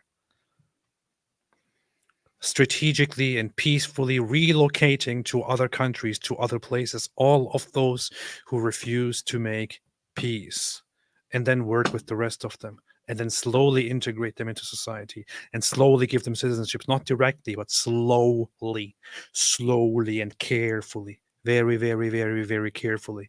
You can't suddenly annex all of them and give all of them citizenships. No, you will peacefully relocate all of those who want a war, who support sentiments of war. Right? Get out. We've tried it. Get out of here. Go somewhere else. Go to Jordan. And with the rest, the land would be annexed, and then you would slowly integrate them and give them citizenship. You can't do it immediately because you would be giving them the right to vote, equal rights to vote. And you don't want to give a bunch of terrorist supporters the right to vote immediately. You would slowly integrate them and then give them citizenship. That's it. What are these people complaining about? Israel has tried forever to peacefully coexist. It obviously doesn't work. Too many of the other side obviously doesn't want to accept it. You can't expect Israel, the side that is the target of genocidal, barbaric, maniac Islamists, to have a restraint here and to be the reasonable guy at the table. can we ensure And yes, that should be done with the West Bank too, Judea and Samaria, not just with Gaza. The West Bank is a ticking time bomb. that this round of fighting will be the last round of fighting? We are ready to work with regional and other partners to support a local civilian administration in Gaza committed to peaceful coexistence. As for the hostages, I have a message for the Hamas captors. Let them go. Let them go. It'll be All better of them. for you. Those alive today must be returned alive, and the remains of those whom you brutally killed must be returned to their families. Those families here with us today and others in Israel deserve to have a resting place for their loved ones, a place where they can grieve and remember them. Yes. This war, ladies and gentlemen, this war can come to an end now. All that has to happen is for Hamas to surrender, lay down its arms, and release all the hostages. But if they don't, we will fight until we achieve victory, total victory. There is no substitute for it. That's it. That's it. That's how simple it is. That's it. No compromise. This is the Israel that we need. No compromise. Everyone actually needs to be exactly like that. We're not giving you a freaking inch. You stupid jihadis always whining and crying and demanding to get your way by throwing tantrums and blocking roads and everything else. We're not giving you a freaking inch. Surrender. Yep. Or we'll crush you. That's it. Those are your options. Be crushed or surrender. Appeasement does not work. Doesn't work at all. It does not period. work with terrorists. It does not work with the Islamists. It does not work. They were the ones who insisted on perpetual war. Now, Israel has had enough and needs to finish them. This is how it needs to be done. No more compromise. No more listening to these suggestions and humanitarian solutions to the conflict. You wouldn't spend so much time advocating for a humanitarian solution to the conflict if your country and your safety was in question. Of course, when it's Israel, nobody cares.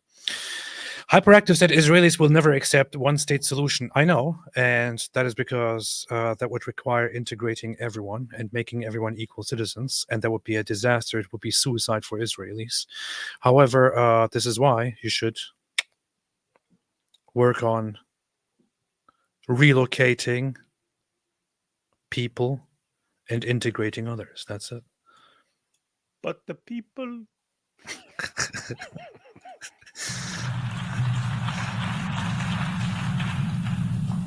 Israel must also defeat Hezbollah in Lebanon.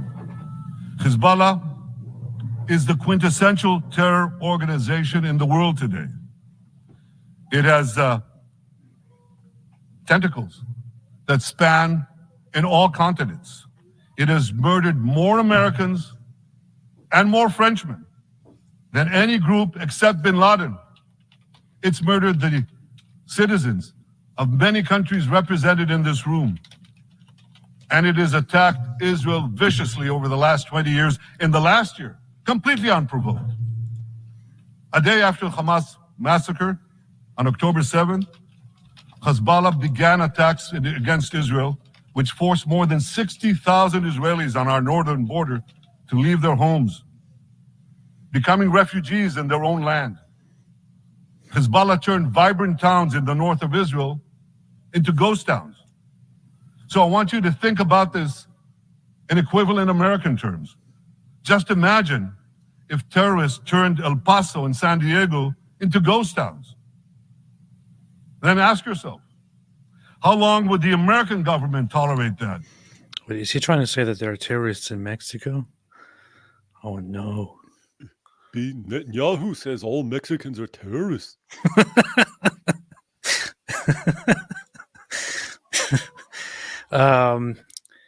Hezbollah has in the past bombed, including carried out suicide bombings against U.S. troops. It is responsible for hundreds of dead Americans, hundreds of killed U.S. troops. You now have idiots out there, including this creature, Dan Bilzerian, recently tweeting how Hezbollah is not a terrorist organization. They're just defending their country and all that. Right. Was Israel invading them or something? Apparently, yeah. In his head, Israel was invading them. That's why they started launching bombs or something. Yeah, in his head, Israel was invading them. However, in reality, and then there's these people like creatures like Dan Bilzerian claim to be also American patriots. Yeah, we're real Americans. We love America. You don't love America. You support and make excuses for terrorist organizations that love to kill Americans, that officially believe in the slogan "Death to America." death to Israel and curse the Jews. This is what Hezbollah is. This is what Israel is fighting with. Hezbollah is a terrorist organization that killed Americans and people of many different nations. They need to go. They need to die. A day, a week, a month? I doubt they tolerate it even for a single day. Yet Israel has been tolerating this intolerable situation for nearly a year. Well, I've come here today to say enough is enough.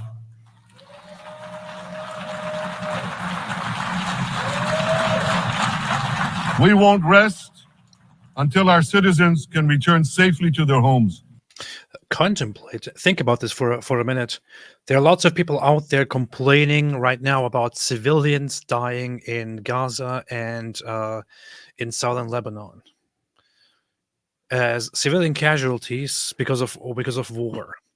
They are not complaining about Israelis, many Israelis dying as a result of strikes. But why are Israelis not dying? Israelis did die on October 7, and many people who are right now complaining about Israel did feel sad on that day a little bit, or expressed some sadness or some condemnation on that day, but quickly turned around. Israelis are not dying in masses because Israel had to get used to being attacked every single day all the time, and had to put massive funds into building a defense system which would intercept missiles as soon as they are detected. This is why Israelis are not dying. They had to build a massive system because they know, okay, we have terrorist organizations all around us. They're trying to fire at us all the time. We have to build an Iron Dome system which will intercept the missiles. We will have to build walls that keep out terrorism, that keep out gunfire, and so on. They put massive funds and effort into self-defense because they live with the reality of constantly being attacked. This is why they are not dying, and this is why people are not hearing of dead Israelis every day. If Israel didn't build those defense systems, Israelis would be dying every day because the Islamic terrorists, the Palestinian terrorists, the other terrorists, Hezbollah terrorists are firing at them every day. Israelis would be dying every day. Does it really have to be that simple? Do you really have to remove the defense system and think of all the Israelis dying in the streets and in their homes because of terrorist fire to then understand, wait a minute, it's not Israel that is the aggressor. It's not Israel that is attacking the other side constantly.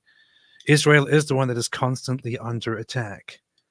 Do you really have to have people actually die in the streets and as a result of attacks to understand that Israel is not the bad guy here, that Israel is not the one that is all about war and death and destruction here?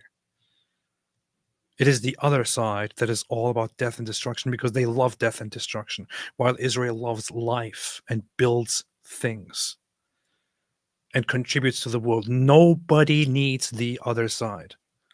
The world doesn't need them. We will not accept a terror army perched on our northern border, able to perpetrate another October 7th style massacre. For 18 years, Hezbollah brazenly refused to implement UN Security Council Resolution 1701, which requires it to move its forces away from our borders. Instead, Hezbollah moved right up to our border. They secretly dug terror tunnels to infiltrate our communities and indiscriminately fired thousands of rockets into our towns and villages. They fire these rockets and missiles. Wait a minute, Ireland didn't walk out? They secretly dug terror tunnels to infiltrate. That's interesting. Why did Ireland not walk out? That chick looks very Irish, and she even got the green thing around her neck. Why these Irish people not walk out? And she's even got a bottle that says Ireland on it. That's interesting. It's filled with frosted Lucky Charms. Alhamdulillah. I'm just kidding. It's whiskey. Yeah. Not the island girl wearing a translator. Well, they speak Irish. They don't understand English. Yeah. And indiscriminately fired thousands of rockets into our towns and villages. They fire these rockets and missiles not from military sites, not from that. They do that too. But they fire those rockets and missiles after they place them in schools, in hospitals, in apartment buildings, and in the private homes of the citizens of Lebanon. They endanger their own people. They put a missile in every kitchen, a rocket in every garage. I said to the people of Lebanon this week, get out of the death trap that Hezbollah has put you in. Don't let Nasrallah drag Lebanon into the abyss. We're not at war with you. We're at war with Hezbollah, which has hijacked your country and threatens to destroy ours. As long as Hezbollah chooses the path of war, Israel has no choice, and Israel has every right to remove this threat and return our citizens to their homes safely. To be accurate here, the Lebanese Shia population overwhelmingly supports Hezbollah. They are in bed with Hezbollah. They like Hezbollah. They like what Hezbollah is doing. They like getting banged by Hezbollah. They like Hezbollah. So as far as that part of the population, so you have a bunch of different. Lebanon is very, very diverse religiously. You're pointing out that as far as the Shia population is concerned, they're more similar to like the population of Gaza supporting Hamas. Pretty much. Yeah, in that it wouldn't be you would have people who don't approve, but you got a ton of people who are on board. Yeah, the Sunni population in Lebanon is divided on the whole Hezbollah issue. Although I would think that the majority of them support probably what Hezbollah is doing right now. But the Shia population is totally in support of Hezbollah. The Christian population rejects Hezbollah and wants nothing to do with any of this. Probably half the Sunni population also has a problem with what is going on. But you can't lump them all together in a positive way or in a negative way. A lot of the Shia population is pretty much the one that is enabling and supporting Hezbollah, including hiding Hezbollah in their homes, opening their buildings to missiles, to warheads, and so on. It's really messed up. And that's exactly what we're doing.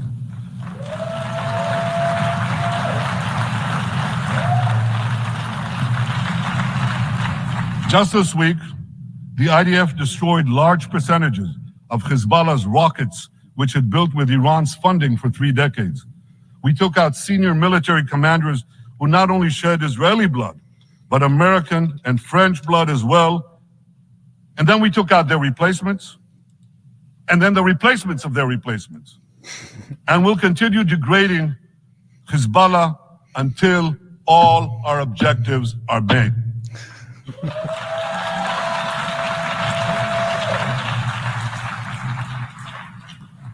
Ladies and gentlemen, we're committed to removing the curse of terrorism that threatens all civilized societies. But to truly realize the blessing of a new Middle East, we must continue the path we paved with the Abraham Accords 4 years ago. Above all, this means achieving a historic peace agreement between Israel and Saudi Arabia. You see? And having seen the blessings that we've already brought with the Abraham Accords, the millions of Israelis who've already flown back and forth across the Arabian Peninsula, over the skies of Saudi Arabia, to the Gulf countries, the trade, the tourism, the joint ventures, the peace. I say to you, what blessings such a peace with Saudi Arabia would bring. It would be a boon to the security and economy of our two countries. It would boost trade and tourism across the region. It would help transform the Middle East into a global juggernaut.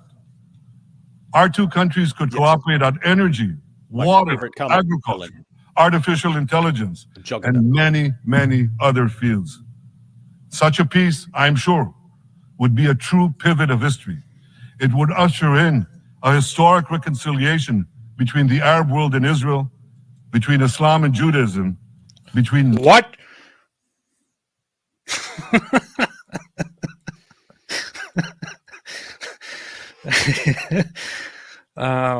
David, what do you want to say about that? Hey, that would be funny if he was like, we could have a peace between Islam and Judaism, and then we could unite against the Christians. That would be funny. That would be funny. Hey, since he's brought it back to Saudi Arabia, this is something we were talking about right after the October 7th attacks, as far as the motivation and the timing and so on. Israel and Saudi Arabia were getting along much better, and more alliances were being formed. And so if you one of two camps, but a group like a nation like Iran is in both camps. But if you are either in the Israel has to be destroyed at all costs camp, or the we don't want Saudi Arabia forming more alliances because we're Shias or something like that, and they would become too powerful. Either one of those, from either one of those perspectives, your goal was to set things off with Israel and Gaza to rally people around, to agitate everyone, to make it so Muslim nations at this point can't form alliances with Israel because there's too much anger and hostility towards Israel. So part of the reason Iran was kickstarting those attacks last year was, we have to do this now, or there are going to be too many alliances, and we're not going to be able to do it in the future. In other words, if we wait another 5 years, we may never be able to do it, because Israel might have alliances with all kinds of Arab nations who won't allow us, who would be united against us and so on, who would shut us down, and therefore we have to go in and do what we do best, cause as much chaos and destruction as possible, and hope that works out for the best. Whereas Netanyahu here, he says, it sounds like he's, hey, we're gonna clean up this mess in Gaza, and then we're gonna clean up this mess with Hezbollah, and then we'll get back to forming those alliances that you guys tried to derail. We're gonna do it soon. Be pretty based. Gonna do it very soon. After we're done with Hamas, we're going to get back to those alliances. Remember, after Friday comes another Friday the following week. You've been warned. You've been warned. I was just looking for a data that I pulled up recently and also posted, which shows the following. This was done by the Washington Institute, a survey in different countries where they say, regardless of what's right, there is no military solution to the conflict with Israel, so there will have to be political negotiations for a Palestinian-Israeli agreement someday. And then they ask people of these different countries if they agree with this statement or not. Mm-hmm. So if they agree that there is no military solution, but that one day there has to be a political negotiation. And this was done in between November and December 2023. And you have the results here. You can see here, I'll get to the Lebanese in a second. Mm-hmm. Saudi Arabia, UAE, Bahrain, Kuwait, Qatar, Egypt, Jordan, Arab countries, mostly saying, yeah, there is no military solution to this. We need a political negotiation. Yeah, and by far, because you're talking about both blues combined, the dark blue and the light blue combined. Those strongly agree, and those are people who strongly agree or somewhat agree that you're not going to beat Israel militarily, and therefore you need to have political negotiations and come to agreements in the future, but you're not going to crush them militarily. You have massive agreement on that, and Saudi Arabia and UAE and Bahrain and Kuwait and all the way, I'm looking down. So the most you have 33, 47. Doing them. It's massive agreement all the way down the line, except for Lebanon. Yeah. Then when you come to Lebanon, here we have a problem. Here you have the Lebanese Shia population mostly rejecting this statement. So 48% strongly disagrees. No, we can defeat them 27% militarily. somewhat disagrees. Together, 75% of Shia Muslims disagree with negotiations and think that the only solution is a military solution with Israel. This is the Lebanese Shia population. And here is the funny thing. When it comes to Lebanon, Lebanon has a problematic relationship with Israel, as said. But even when you come to this Lebanese Sunni, you already have more than 50% agreeing that military won't solve it. We have to have negotiations. Yeah, guys, understand when they're saying no military solution will not work, it means so over half of the Sunnis, not much more than half, but over half of the Sunnis in Lebanon are like, going to war with these guys is not going to change the situation. You're not going to help. You're going to lose that. You're going to lose that. So half the Sunnis think you're fighting a losing battle right now. Yep. The Shia is what is driving the conflict further. And then you have the Christians here, where 25% disagree together with the statement that there needs to be negotiations, the Lebanese Christians. 75% of them say that there needs to be a political solution to the conflict. And this is the situation. You have most people admitting and agreeing, you know what, the fighting will not solve things. We need negotiations at some point. But the Shia population here just doesn't want to have it. That's it. That's what they do. That's what they do. Anyway, let's watch Nasrallah crying.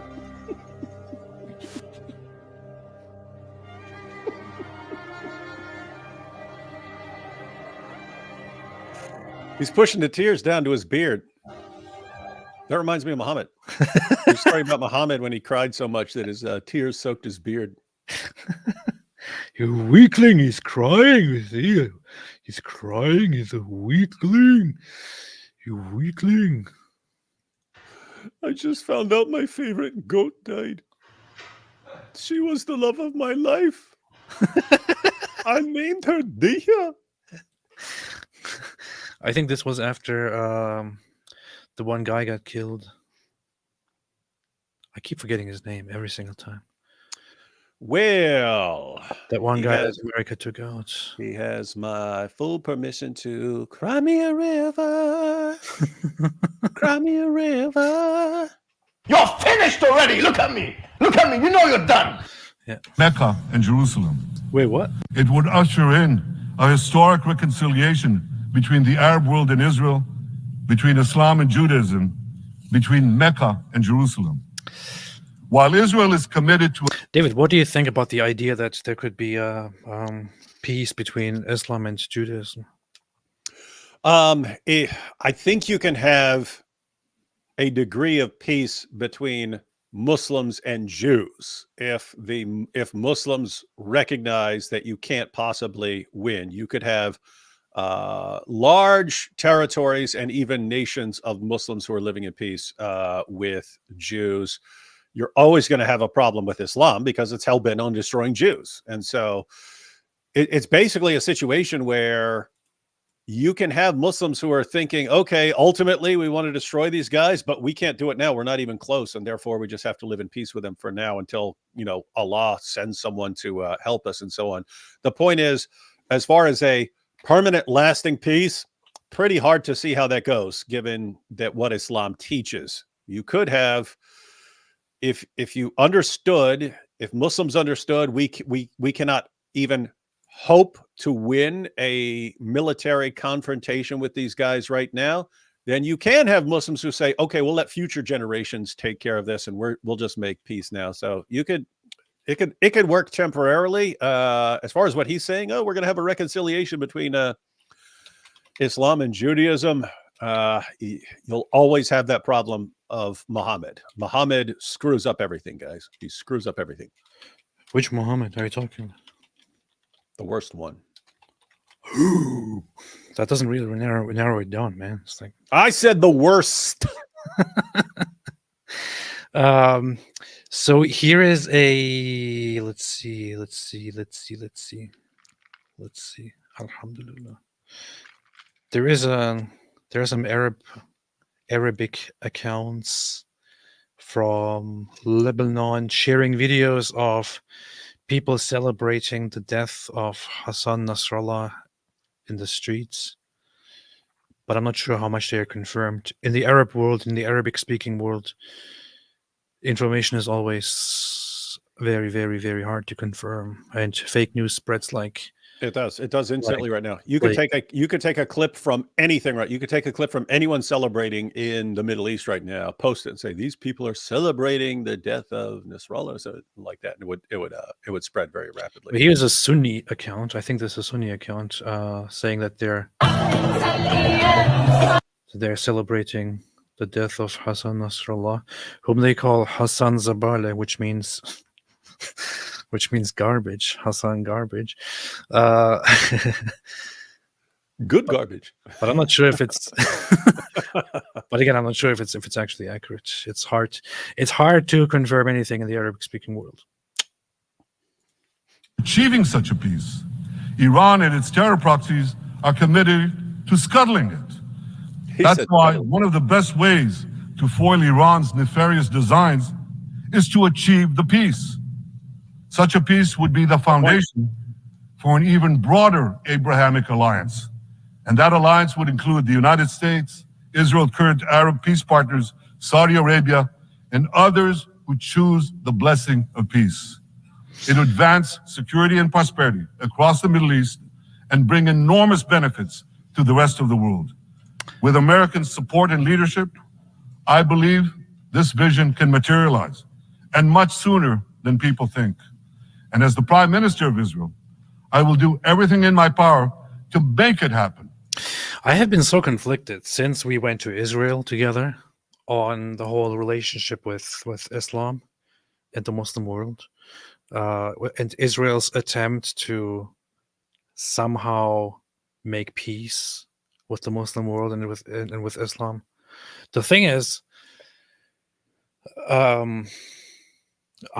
it just seems very unrealistic to me, and it seems like a vain effort to me, because I grew up among Muslims. I know how Muslims are. I know how Muslims think. You can see it everywhere. It's the Jew is the worst thing, is the most evil thing out there. The ultimate goal, still, according to most Muslims, still believe in the hadith of eventually killing all the Jews and all that. So these things exist, and it's just hard to believe that you could actually permanently make peace with, between these two religions. It just does not seem possible. Israel doesn't have, Judaism doesn't have a goal of destroying Islam or killing all the Muslims. Israel doesn't have a goal of killing or destroying the Arab nations or Muslim nations. But Islam does have a stated goal of killing all the Jews in the end. It's a prophecy. And it has been there not since 1948. It has been there since the rise of Islam, since the early centuries of Islam. And when that is the case, how much possibility is there actually for peace to happen? It's very, very, very difficult, in my opinion. But then again, I don't know. Israel is working toward something, and they seemingly can make peace with certain nations. I don't know, man. It's very, very difficult. It is a difficult topic. Yeah, the Islam, the reason that this could work even from an Islamic perspective is you have built into Islam these three stages of jihad. Namely, when you can't hope to win a physical confrontation, don't fight. Right? That's what Muhammad did in Mecca. When Muhammad was completely outmatched, understood that he couldn't possibly win a physical confrontation with the people around him, It was, hey guys, let's all just get along. I'll criticize you, but let's not fight about this. God will judge in the end. Later on, when he's the most powerful force in Arabia, then it's everyone has to be subjugated. But that principle there, if you can't hope to win, then don't fight. You could have a point where Muslims understand that and say, okay, we're in a different world right now. We cannot win fighting against these guys, and therefore we won't fight. If we ever get to a point where we're the most powerful force in the world, yeah, we'll subjugate them. But until then we're just not going to fight these guys. And your goal as non-Muslims would be to keep them permanently in a state of recognizing that they're not in a time where they could hope to win a physical confrontation with the unbelievers. And again, it's not, you still would have people looking to the future of, hey, maybe we'll get to a point where we slaughter them in the future. But yeah, you could have significantly more peace than you have right now. Yeah. Difficulty. Let's do a few super chats. From the liver to the knees, testicles will be free, said Sarah and Jewelry. This is very, very, very offensive. Ayatollah Khamenei, who is totally the real Ayatollah Khamenei, said, lost another real soldier today. Rest in peace to Nasrallah. I will never forget my times with him. He was such a jolly soul and quite the appetite. Yeah. Sad. Very, very sad. Lars said Hezbollah got genital side. John the Presbyter said,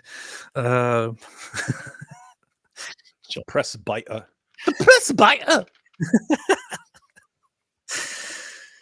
Jay and Sam offered 2 versus 2, Mojab and Jake, but Mojab turned it down. Oh yeah, you should see that. Did you see that? What Mohammed Hijab tweeted in response to Jay Dyer?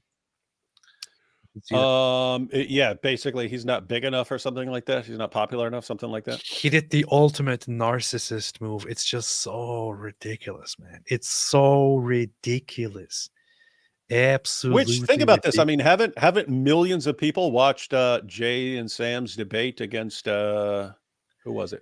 Daniel Significantly and... more people watched this debate than Mohammed Hijab's debate with William Lane Craig. Mm-hmm. Yeah, and so what would a 2-on-2 on Fresh and Fit between Jay and Sam on one side and Hijab and Jake on the other? You're talking millions. So when you're saying, oh, no, this wouldn't get a lot of views, that's a total lie. This would be a more popular debate than the other one. So it's smokescreen. He's pulling a Zakir Naik here, ladies and gentlemen. He doesn't want to debate, so he says everyone's not big enough for him. So, well, here's Jay Dyer saying, all the comments are roasting you. Fresh and Fit will host me and Sam versus you and Jake. There is no reason to say no. Unless... And then Mojab said, Mr. Dyer, as you can see from my Twitter timeline, at least 4 people have challenged me to a debate in the last week alone. Our team has reviewed your request and found that you simply do not generate the number or interest on social media. Your most viewed solo video in 18 years of YouTube has around 400,000 views. I am not closing the door on you, but you have to figure out a way of becoming more relevant and come back when you have done so. I wish you all the best. This is such a slimy, disgusting, ridiculous move on his behalf. It's like, first off, we know what this line here is. There is no team that has reviewed Jay Dyer's profile. Our team. Yeah, no. As if Hijab was like, let me consider whether I will debate these guys in 2-on-2 fashion. Let me send out my team. Hey, team, go and investigate and do some research on this. No, it's, this can only hurt me. I do not want to be in this situation, so let me make an excuse. Oh, after careful research and analysis, we have concluded that you are not fit to debate me. I'm going to say it very clearly. If Mohammed Hijab had a debate, in fact, a one-on-one with Jay Dyer on Trinity, anything, actually, yeah, he would be annihilated. Okay, by his own terminology, he would be humiliated. He would be destroyed. You're finished already. Look at me. Look at me. You know you're done. Mohammed Hijab would be destroyed. He would be humiliated. He would be decimated. It would be a disaster. It would be a massacre. You would have to report Jay Dyer for murdering Mohammed Hijab. Okay, and Mohammed Hijab probably is aware of this, and he probably is aware of the risk. He probably knows this. He probably knows this, which is why he's pulling this idiotic stunt here. Face him. Come on, face him, man. Face him. Have a debate with Jay. He will not. He will not. What a coward. What a weasel. You weakling. Silas Burtis was driving in my state, PA, and saw an interesting billboard. It read, "Be a voter and save democracy." Brought to you by the Freedom from Religion Foundation. Genius. This is the proof of atheism. The Freedom from Religion Foundation. That's Dan Barker and co. Who's Dan Barker? He was a semi. He was never the most popular atheist debater, but like 20 years ago, he was one of the debaters on the atheist circuit. Oh, that guy. Okay, I see him now. This is the proof. Awful Falafel, please review Elon Levy versus Mehdi Hassan on OPD. I would like to, because I like kind of like Elon Levy, although I haven't seen him in a debate. But the thing is, watching Mehdi Hassan must be the most torturous, the most painful thing in the world, because the guy is just is the ultimate sophist guy and liar. He's terrible, but he has a way with words. I don't know. Maybe I'll have a look at it and see what happens. I've heard about that discussion. I haven't watched it, but I don't know. It might be worth we could in theory go through it tomorrow. Mehdi Hassan probably humiliated the other one. Ida Rogozin, what happened to David's hair? What hair? Why do I even make videos about what happens to my hair if people are just going to ask what happened to your hair? What hair? I don't see any hair. Hu Jintao said, Muhammad, peace be upon him, prostatic fluid be upon him. Alhamdulillah. Asa says, Israeli garden landscape design services call Israel for a free quote. And with every order, get a free beeper. Sheikh Mike Wiggling said, Israel just committed war crimes and AP is laughing. Why are Turks like this? Then again, they hit Shia dogs, so I have to give Jews a pass this time. Cam, Israel been based, inshallah. This is true. It is totally base. Herbert the Cricket. Hey, what's up, Herbert? AP, let me out of your closet. I'm trapped under a shoe in there. I keep hearing you talk about some guy named Heili Hitler, but you won't let me out. No, just stay in there, man. Snutwick said, did Sneaker convert Aiden Ross to Mohammedism? I don't know. I don't really care much about Aiden Ross or anything. Yeah, Aiden Ross, for everyone who doesn't remember, that was the sniffer of Andrew Tate's balls. Literally, Andrew Tate was sitting in a chair and some little Daisy Dukes, and he got up to go to the bathroom or something, and Aiden, while he's live, actually goes over and starts sniffing where Andrew Tate's balls were on the chair. And for a while, he started going around like Andrew Tate. He shaved his head and stuff like this and started going, haram, haram, haram. But yeah, not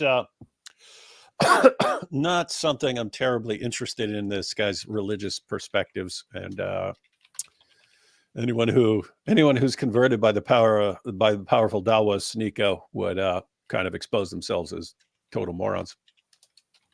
Yeah. Read Sahih Bukhari 5517.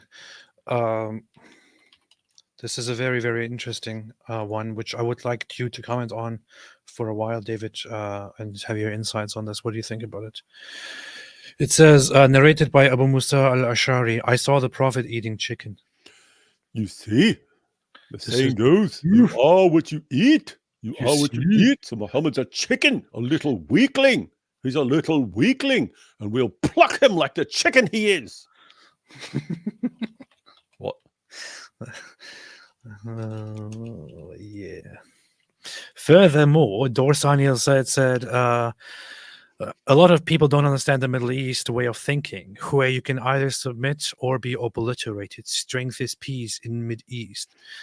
Yeah, well, Muslims know that too. Whenever they are fighting somebody, they quickly forget that when the other side fights back, and they quickly forget that when they speak in English to others, to the Western world, they remember it in Arabic. A Zanubist girl said, "Do you reckon ISRL set off Racy's pager mid-flight?" That would be funny. I think it was really just an accident. Which is what I was told to say by secret agent helicopter. CO said, "How do you think you're making ex-Hezbollahs feel every time you dead name them? They have transitioned now. They have all been operated on by sword." So, okay, there's lots of Sunni on X happier about this bombing than Israelis, saying Allah deceived Jews to beat Shias so they're free to rebuild the caliphate. Well, one idiot smashes his head against the other idiot's head. That is. So you have lots of Sunnis and Shias who would be like, "Oh, we're on the same page when it comes to Israel," but you do have Sunnis and Shias who hate each other a lot, and it'll be like, "Oh, you see, Allah is using Israel to crush our Shia enemies to make room for us." So that happened. This is true. It's true. This is true. Israel needs some space marines to fight terrorism. They do. They do. All right, look, I'm gonna let you finish, but I'm gonna take a sip first. Spills 10 liters of water on shirt. Yeah. Who did this? I'm guessing he's talking about that Haitian dude who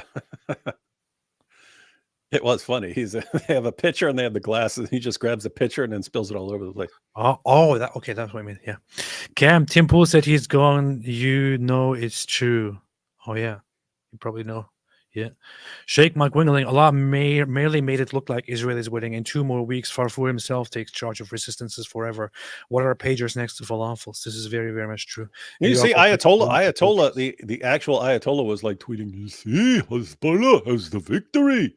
What planet are you on, dude? Who responded to that? Somebody responded with "answer your pager" or something. I think that was the congressman again. Has anyone ever argued about how Isa is supposed to resurrect the dead to be judged for hell or paradise, but he won't be resurrected with them?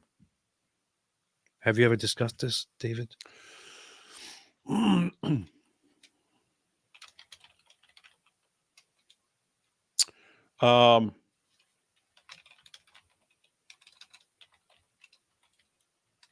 are you talking about in the Muslim sources? I don't know. I mean, Jesus in the Gospels says that he's going to resurrect the dead. You mean in Islam? Yep. I don't think Islam says such a thing. That there is no narrative in Islam that he would be resurrecting the dead and judge them. That is not a thing in Islam. Alhamdulillah. So he's just supposed to stay in the ground. Good job proving to Flames Muhammad stay in the ground. Yeah, everyone is supposed to be resurrected, including Isa. Vlad said Mike Winger owns David Wood. You see, been destroyed. Mike Winger owns a bunch of Star Trek Spock action figures. I just made a song about Aiden Ross. Let's see it.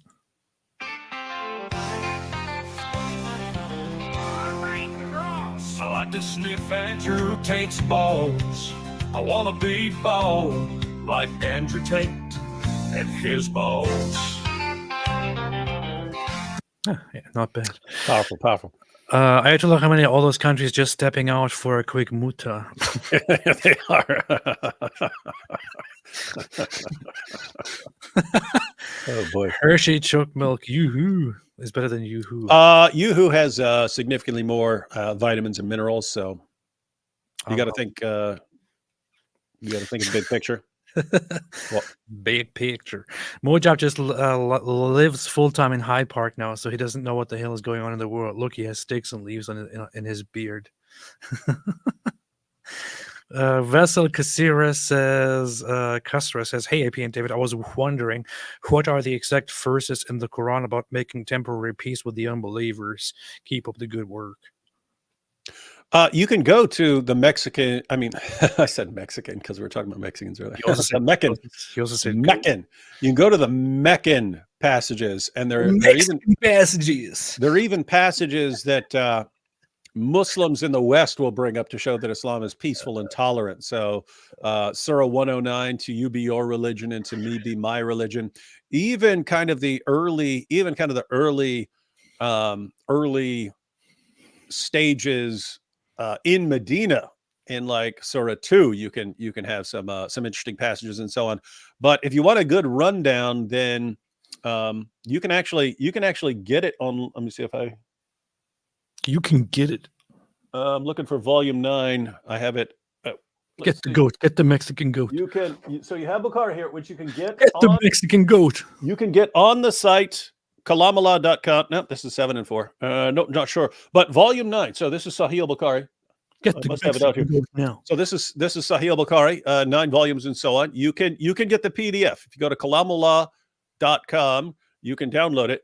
And at the very end of volume 9, there is an essay which used to be included. They used to include this in Qurans. In the Hilali Khan translation of the Quran, more recent editions, they've taken it out because it was clearly advocating jihad and so on.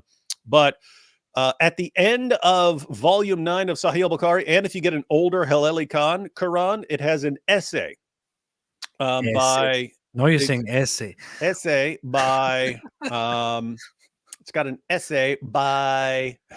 Mexican essay.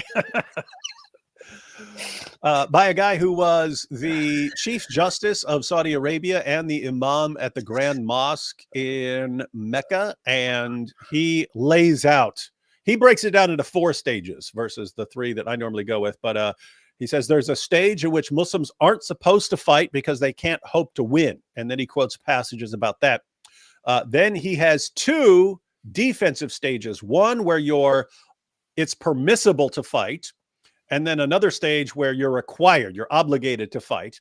And then finally an offensive stage where you actually actively go out and subjugate people and so on. So he breaks it down into these different stages. Point is, this jihad proceeding in stages theory that didn't come from critics of Islam. That came from Muslims pointing out that Muhammad behaved very differently based on the strength of the ummah. And when the ummah was weak, it was make agreements, make peace, do that sort of thing when you can't win a physical confrontation. So following that, you have a kind of roadmap to it's not a permanent peace, but it could be a temporary peace where you say, okay, if you make sure the ummah is perpetually aware of its weakness and its inability to confront other nations, then they can actually have a case for not fighting.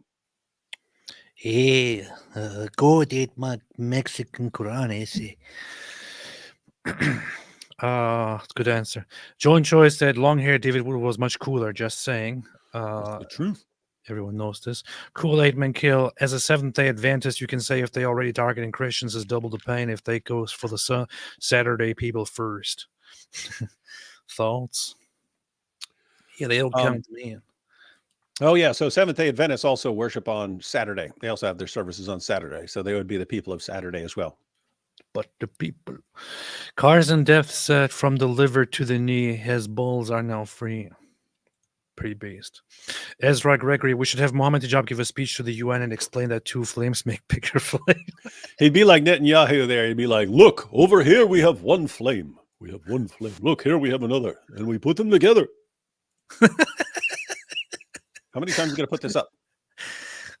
Mike Winger owns David Wood, said Vlad. How many times are you going to put up this flat out lie? John Joy said MBS told Blinken that he doesn't care about Palestine. What's his words? Because he's a Zionist, this Jew. Oh wait, this MBS, the Arab guy. Oh no.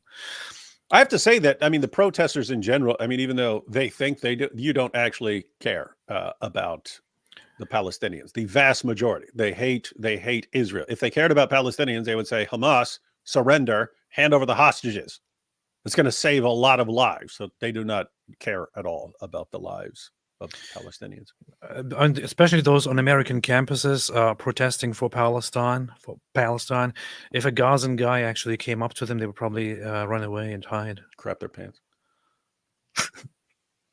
He's gonna kill us. Like, "Ugh, get away from me."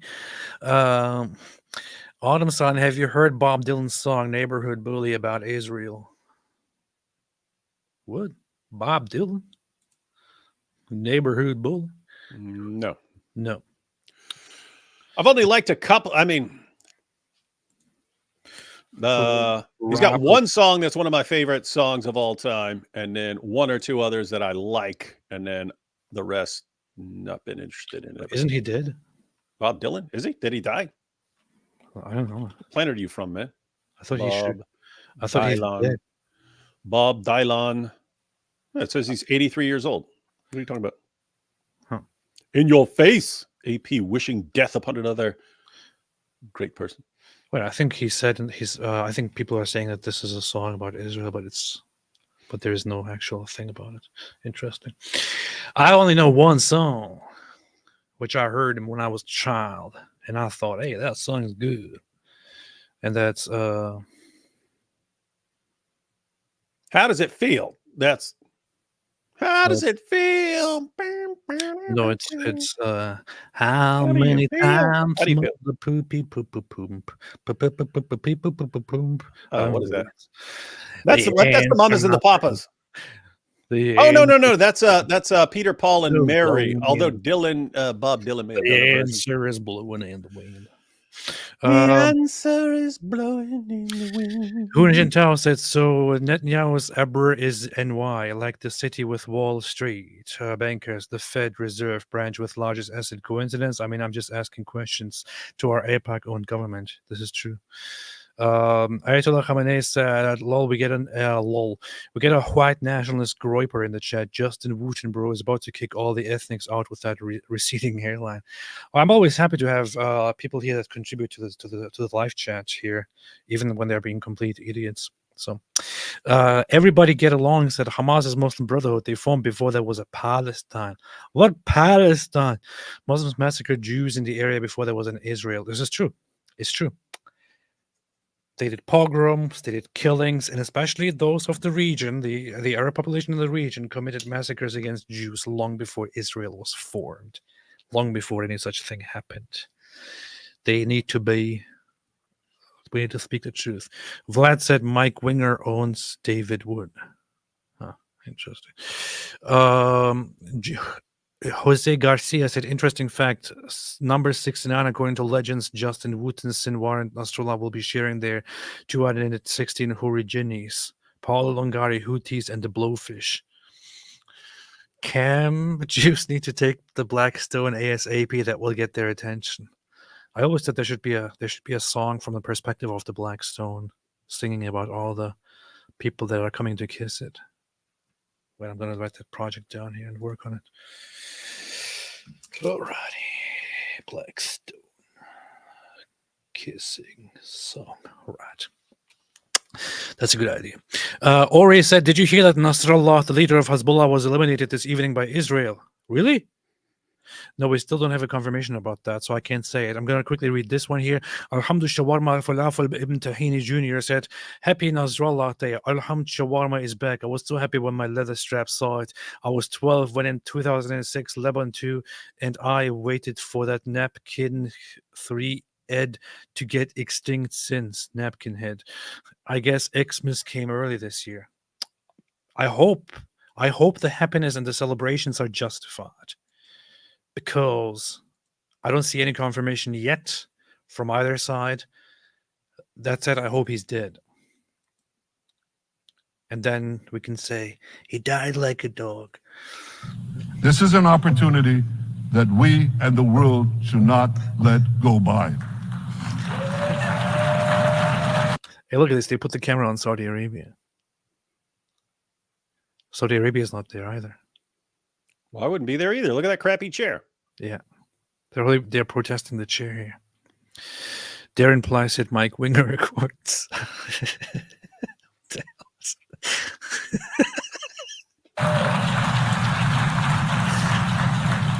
Ladies and gentlemen, Israel has made its choice. We seek to move forward to a bright age of prosperity and peace. Iran and its proxies have also made their choice. They want to move back to a dark age of terror and war. And now I have a question. And I pose that question to you. What choice will you make? Will your nation stand with Israel? Will you stand with democracy and peace? Or will you stand with Iran, a brutal dictatorship that subjugates its own supports terrorism across the globe? In this battle between good and evil, there must be no equivocation. When you stand with Israel, you stand for your own values and your own interests. Yes, we're defending ourselves, but we're also defending you against a common enemy that through violence and terror seeks to destroy our way of life. So there should be no confusion about this. But unfortunately, there is a lot of it in many countries and in this very hall, as I've just heard. Good is portrayed as evil and evil is portrayed as good. We see this moral confusion when Israel is falsely accused of genocide, when we defend ourselves against enemies who try to commit genocide against us. Thank you. Yeah. They're Thank you trying for to saying it. genocide us. We just stop them, and then we're somehow committing genocide. Good point.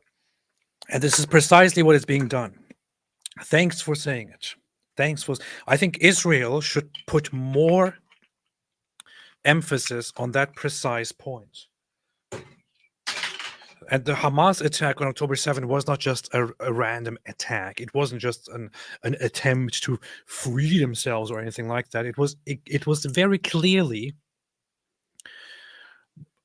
in line with long stated goals of Hamas leaders to eradicate the Jewish population and to destroy Israel.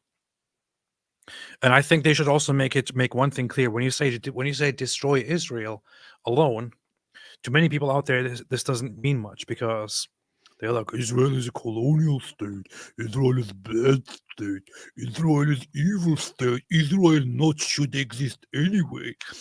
Make it clear. Hamas is a terrorist organization that has repeatedly said that they want the Jewish people eradicated. Eradicated. That's it.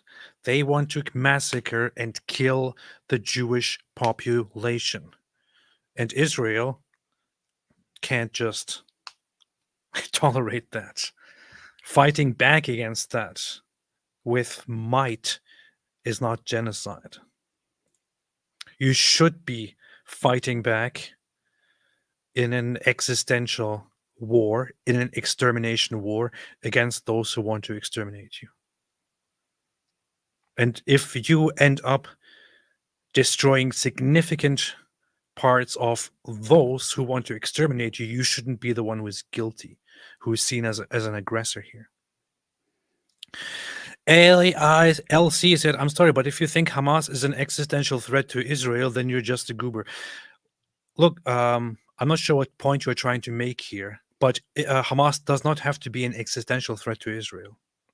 Has not actually be a threat to Israel. Any threat, any enemy that is ignored and not taken seriously, because they're not a real big threat anyway, is in the end a threat. It doesn't matter if they succeed with their intention to kill all Jews or not. Yeah, this guy's they an want idiot. to kill all Jews. That's what matters. Yeah, following his reasoning, we should have been like, oh, well, they blew up the two towers, but, it's not like it's an existential threat to the entire country, so we'll let Al-Qaeda slide on this. We'll just leave them alone. Because it's not an existential threat. Like all these terrorists attacking us left and right, it's not like the United States is going to crumble and cease to exist, so we shouldn't have a problem with it. Go on, come kill us. Matter of fact, that's how Israel should be, according to this guy, right? Oh, yeah, just come across the border. We'll still be here. You guys don't have enough people to, destroy the entire population, and therefore we'll just let you keep killing our people over and over again. Just rape everyone. You're not an existential threat. Raping and torturing women is not an existential threat. It's not going to destroy the entire country. So, yeah, we'll just let you slide, freaking moron. Here's Sky saying Jews killed Jesus, not knowing that Jesus himself was a Jew. Jews killed a Jew. Jews killed Jews. We see this too when Israel is absurdly accused by the ICC prosecutor of deliberately starving Palestinians in Gaza. What an absurdity. We helped bring in 700,000 tons of food into Gaza. That's more than 3,000 calories a day for every man, woman, and child in Gaza. We see this moral confusion. That's why they're so fat Israel down is there. falsely accused of deliberately targeting. But I've heard since October 2023 that Gaza is on the brink of a famine. So That's what I keep hearing as well. yeah, it just takes a while. It takes a while for that to kick in. We've been switching from Gaza is on the brink of a famine to full-fledged famine going on to famine ravishing and killing mass populations to actually it's still on the brink of a famine to it's almost there to still famine could happen anytime. It's been going on like that for a whole year now. But just don't forget, AP, no matter how much food gets delivered there, whether it's 3,000 calories a day per person or 3 million calories a day per person, it's still a genocide. That's true. That's powerful. Powerful stuff. Vlad said Mike Winger owns David Wood. Huh. Lothar, question: what is the Sufi and Salafi equivalent in Shia Islam? Shia Muslims also have Sufi orders, but they also but mysticism, like in Sufism, is also more common in certain Shia groups. For example, the Ismailis are mysticist in general, mainstream, and so on. It's just a little bit different. I don't know if you could equate the Salafis to the Twelver Shia, which Iran. He might just mean in the sense of like sort of radical and so on. If Yeah. so, then you do have Shias who are like that. They're leading. They're calling the shots in Iran right now. Yeah, that's what they do. That's what they do. Raisin Bread said Bangladesh is going back to 7th century in real time. Men were throwing shoes at each other during a recent Friday prayer service inside the mosque. That's what they should be doing. At least they're not throwing bombs at each other, so that's good. Yeah, throw all the shoes you want. Grauenritter said, is Islam a religion with a gang attached or a gang with a religion attached? It is, as Mohammed Hijab said, we have gangsters. Mm-hmm. You think we don't have I do want to make a video like the future of Islam, in that since Dawah is collapsing and their arguments no longer work, I want to point out that why are people going to become Muslims in the future? Why are people going to become Muslims in the future? The only reason will be because it's going to be a huge gang at that point, and you'll be joining a huge gang for your protection.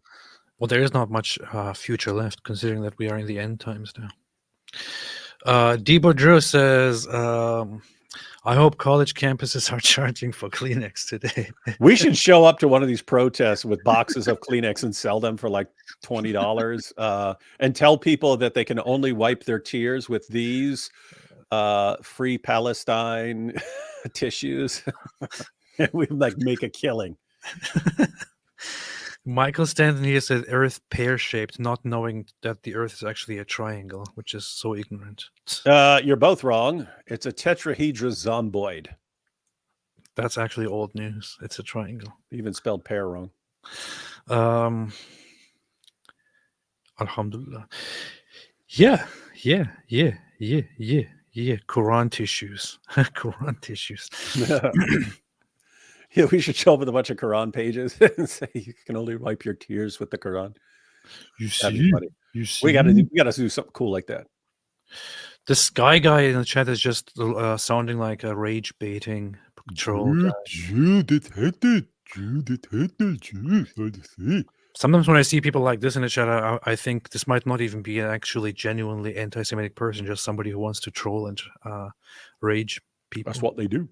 That's what they do. Alhamdulillah.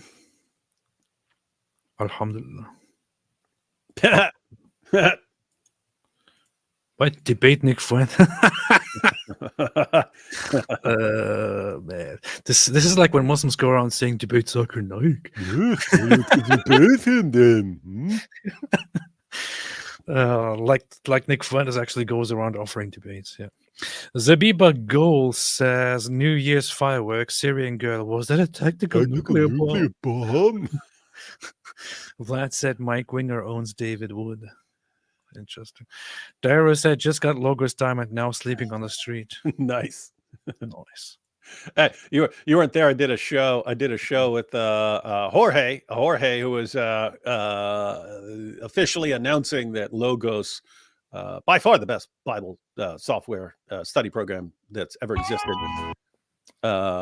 is changing next week to a subscription model rather than a one-time only payment. But the diamond is the diamond program. The diamond version will make you poor. It will, but you'll be extremely rich in your. Wait, what mind. is that? That's a Logos. That's a Bible study platform. Yeah. Is that a program like for? It's an insanely good. It is insanely good software, like light years ahead of anything else. There is a software for Bible study. That's interesting. I didn't even know that. Dude, it is. I was just saying last night when I was live with Jorge, like, I did all of graduate school working on if there were something like this in philosophy, my goodness, it would have made an entire PhD like 10 times easier. It would make it massively easier. Interesting. You can type in a topic and it'll give you as many books, commentaries, and so on as you can hope to deal with. You click on any word, it'll tell you the Greek or the Hebrew or something like that. It'll break it down. It's pretty crazy stuff. I'm breaking down. Anyway, we did a show because Monday's the last day where you could just buy the program. It's going to be a subscription anyway. So anyway, the point was anyone who actually wants to just have the program, your time's up after Monday. This is interesting. Does it also offer only Hebrew Bible, only Jewish things? It's got all that stuff. It does. It actually does. This is interesting. Wow. Yeah. Anything you could dream of, you could master Hebrew going through that. This is very, very interesting. I had no idea. Didn't know this is a thing. Ayatollah Khamenei said Turks are jerks. This is got a point. Totally true. Frank P, I think he meant you should go F yourself instead of you should think again. This is very, very true. That would have been funny if he'd have just said that. Just going to say it. Go F yourself. We're sick of this. We're sick of this. No more Mr. Nice Israel. Nah, you guys want the real BB? Huh? You guys want the real BB? Huh? You want gangster BB? What? It'd be funny if you just like tossed on some sunglasses right there. You see, Groypers are retarded. Don't argue with them in the chat. Sterk says would be preferable to the Ayatollahs. You think? You have a lot of people who would like to get away from the Ayatollahs. Ayatollahs of rock and rollers. Ayatollahs. You can be against his politics, but you can't deny the stellar job Bibi has done so far in the ongoing war. He's no war criminal, dumb foe, or outrage. Yeah, I didn't have much of an opinion on Netanyahu before the war, honestly. Aside from the obvious, which are that he has an incredible voice. Yeah, he's based, awesome, gives power, gives epic speeches. When he talks to, like when he would sit down with the U.S. president, like he sits down with Obama, it's almost like it's on the level of like a kindergarten teacher talking to a kindergartner, and lots of when he talks to Western politicians. Let me break this down for you, right? Yeah. But as far as like stuff he's doing in Israel, apart from like trying to protect Israel, have no idea. He could be, I'm like you, I didn't know. He could have been like completely hated and I wouldn't have known. And we've mentioned before, seems like right now he does understand the massive security failure of October 7th. And that is at least in part on him, because it's just on the leadership for not catching that much quicker than they did. And so it's a situation you see in sports. You see someone in a football game or something like that has a fumble or something like this, and you see him come out afterwards and he's like trying to make up for it. So you see someone You see, go into like super player mode, trying to fix what he just did to his team. Seems like that. It's like, okay, we had a big mess up right there. I'm going to make sure this does not happen again. the thing is also I'm kind of confused on this whole thing because I feel like before October 7, my political views were radically different from how they shaped and changed after October 7. Yeah, you were extreme far leftist before. I said it as well. I think honestly that October 7 and the following events after that did radically change me and change how I think about things, about politics, religion, and things like that. And it also changed how I would view somebody like Netanyahu, for example, when it comes to the politics. So it's confusing for me to identify how I would have felt about Netanyahu before the war versus after the war. I don't know. Alhamdulillah. Civilians. We don't want to see a single person, a single innocent person die. That's always a tragedy. And that's why we do so much to minimize civilian casualties, even as our enemies use civilians as human shields. And no army has done what Israel is doing to minimize civilian casualties. We drop flyers, we send text messages, we make phone calls by the millions to ensure that Palestinian civilians get out of harm's way. We spare no effort in this noble pursuit. We see yet another profound moral confusion when self-described progressives march against the democracy of Israel. Don't they realize they support the Iranian-backed goons in Tehran and in Gaza? The goons who gun down protesters, murder women for not covering their hair, and hang gays in public squares, some progressives. Good point. According to the U.S. Director of National Intelligence, right there. Iran's... What? That was clippable right there, that point about, hey, you have progressives marching through the streets against Israel. Do they not realize they're supporting Iran, which guns down protesters and hangs gays and so on in this? Like, this makes you progressive? Going with the most regressive regime on the freaking planet? It's just amazing when ISIS attacked and killed people at an Ariana Grande concert in London. This sent shockwaves around the world, and people were disgusted by this and were like, "Oh, this is happening! Violence, radicalism, threats to life. Why can't we just coexist?" and all that. The same people, many of the same people, ended up being in support of those very similar terrorists who attacked people that were attending a festival in Israel. Sorry, that was Manchester, not London. Yeah. I don't know why I said London. I wasn't even thinking of London. I just thought of UK and said London. Yes, that was in Manchester. I get it. It was from Manchester. Yes. So the people were very, very sad about that. But when it happens in Israel, they're suddenly okay with it. They're cool with it. It's because the people are retarded. There was a man named Chester. Yeah, it was.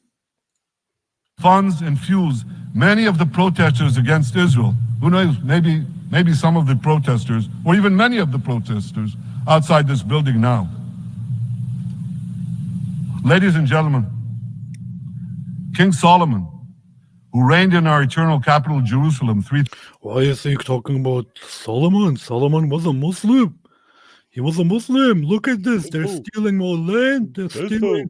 Now they're also trying to steal our history. Yes, Solomon talked to ants in the Quran is right there. Yeah. Talk to ants. Next, he's gonna try and steal David, who was also a Muslim. I always find it funny when they go around saying Jews are stealing your things, and like their whole the their entire whole religion is a an amalgamation of things they stole from everyone else's religion. Specifically, primarily from Jews and Christians. It's crazy, man. 2,000 years ago, proclaimed. Ladies and gentlemen, King Solomon, who reigned in our eternal capital, Jerusalem, 3,000 years ago, proclaimed. He proclaimed something that is familiar to all of you. He said, vanity, vanity, everything is vanity. He said, there is nothing new under the sun. Whoa, he's quoting your favorite book. He's quoting your Hey. favorite book. Hey, I almost got it right. He cited the right book. See? Hey, it would be funny if he said, he said famously, to everything, turn, turn, turn. There is a season, turn, turn, turn. And a time to every purpose under heaven. You don't know the song, do you? No, I don't. Okay. They made a song. There's an actual, how do you not know the song? They made a song out of Ecclesiastes. I don't know. It would be funny if he said, as we know, King Solomon said famously, and I know Apostate Prophet loves this reference. That would be legend status right there. Proclaimed. He proclaimed something that is familiar to all of you. He said, there is nothing new under the sun. Well, in an age of space travel, quantum physics, and artificial intelligence, some would argue that's a debatable statement. But one thing is undeniable. There is definitely nothing new at the United Nations. Ouch. Ouch. Woohoo! Burn. Wow. Okay, that was good. To everything, burn, burn, Ooh. burn. Ouch. That was very, very well set up. I That didn't was expect brutal. Wow. Look at his lip.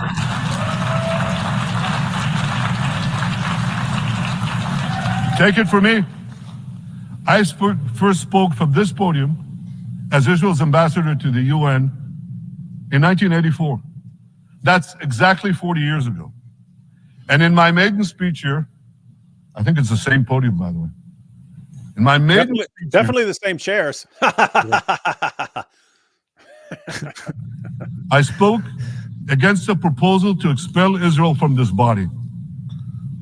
4 decades later, Still I here. find myself defending Israel against that same preposterous proposal. And who's leading the charge this time? Not Hamas, but Abbas, Palestinian Authority President Mahmoud Abbas. This is the man who claims he wants peace with Israel. Yet he still refuses to condemn the horrific massacre of October 7th.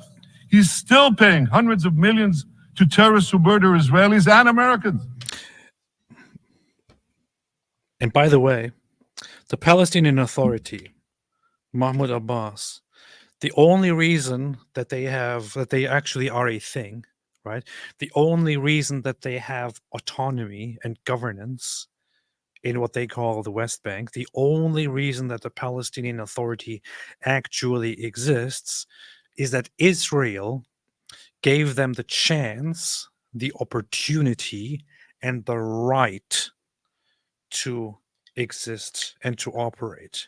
Because Israel actually, in an attempt to make peace, recognized them as an entity, as an authority, as a party, in order to establish the possibility of a future Palestinian Arab state. Israel didn't have to do this, and maybe they shouldn't have never done it, right? Maybe they should have never done it. Because the other side is obviously not very deserving of it, not very appreciating of it.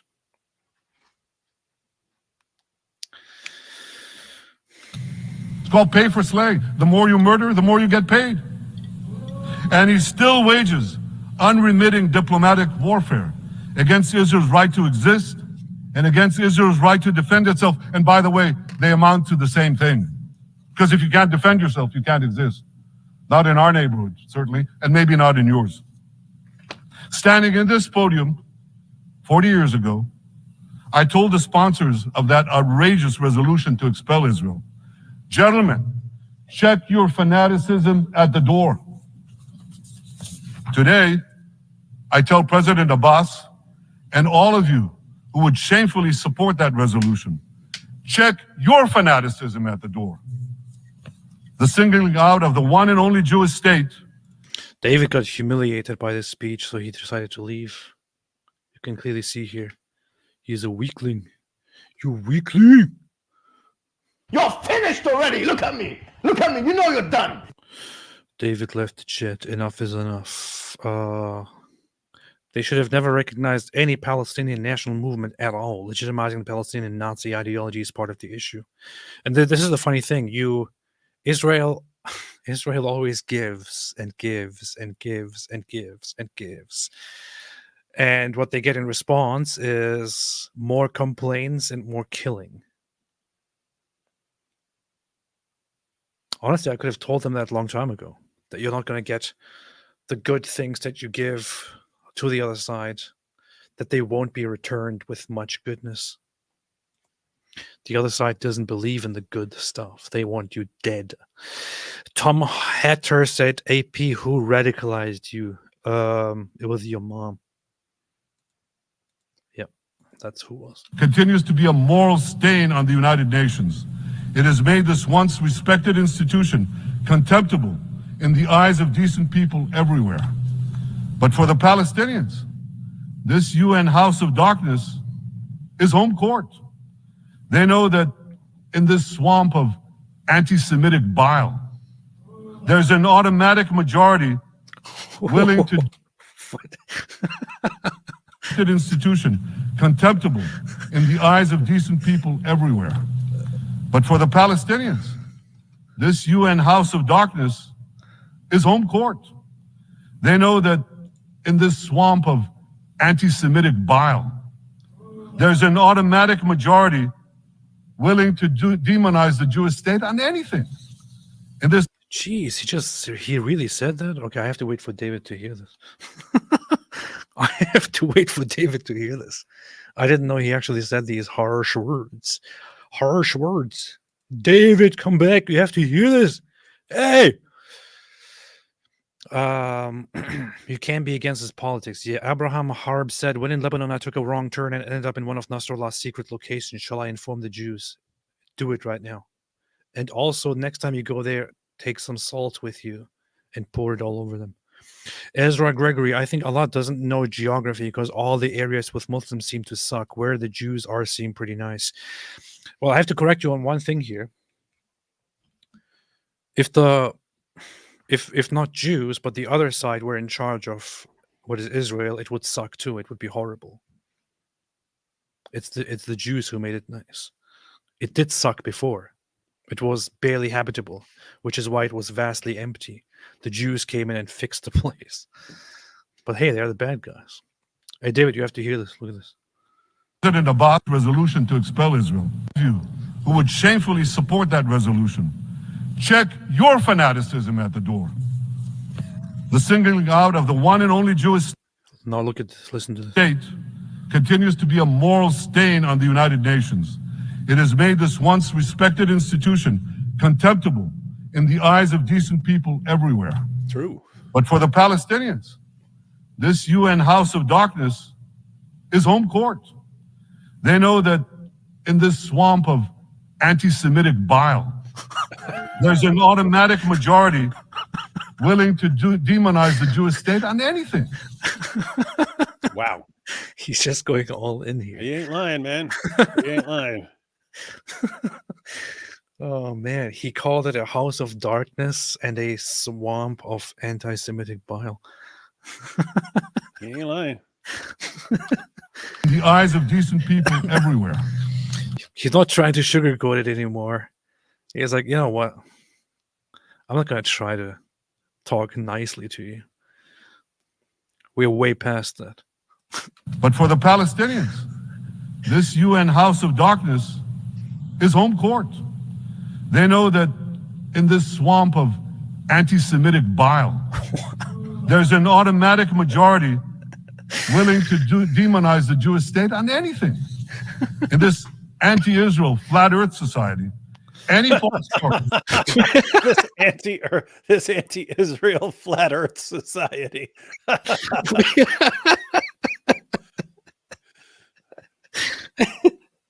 And listen, I'm talking. You know who I'm talking about? These inbred, child molesting, murdering rapists over here. Wow, man, He's going all in, man. this is good. Thank you, man. Finally, man. Finally. When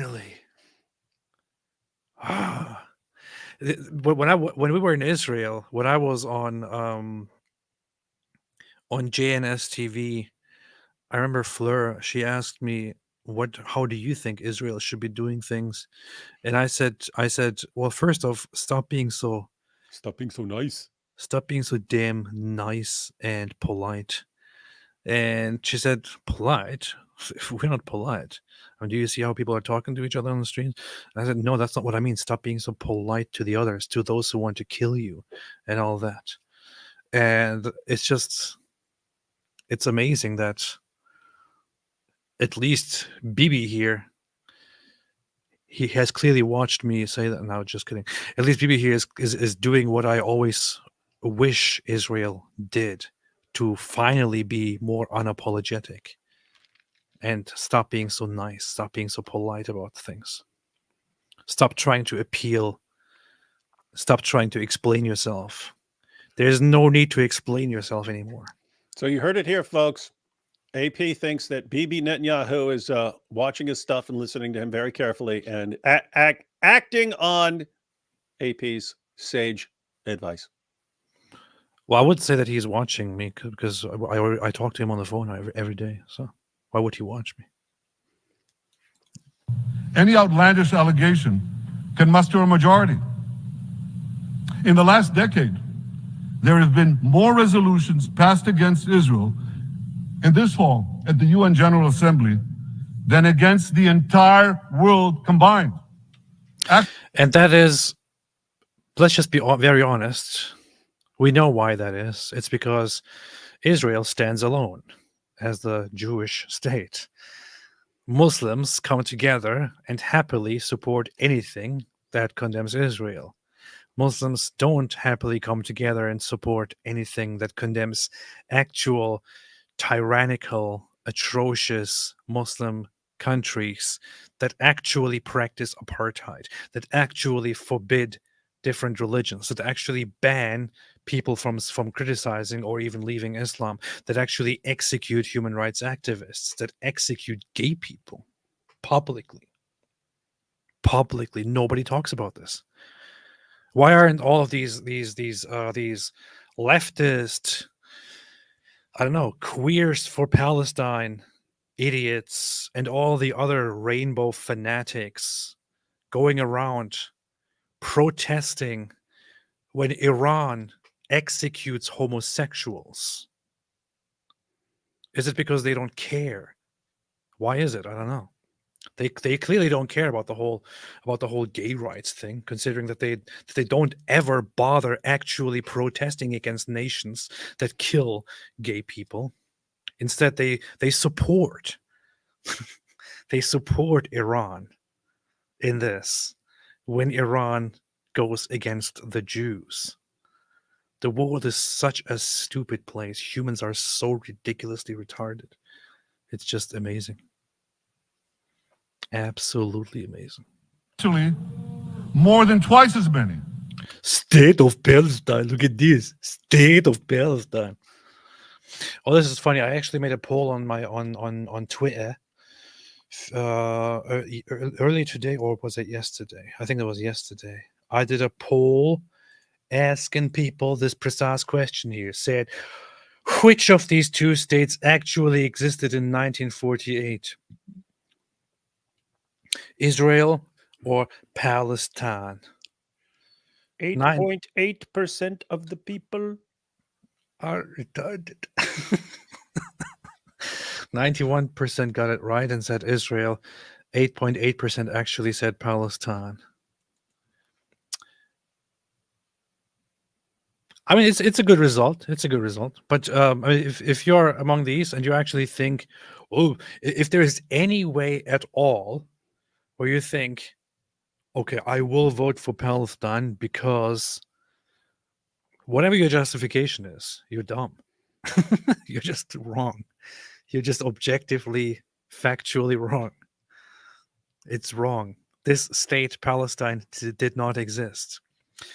It came into existence by name, was declared much, much later, and was not in existence back then. Israel was. A state by the name of Palestine, an Arabic state by the name of Palestine, was only first declared in the year 1988. 1988 by the so-called Palestinian Liberation Organization, because only then they were like, okay, well, how about let's establish an independent Arab state named Palestine, and they also, the Declaration of Independence was done in Algeria. Pretty sure it was Algeria. Yeah, it was done in Algeria.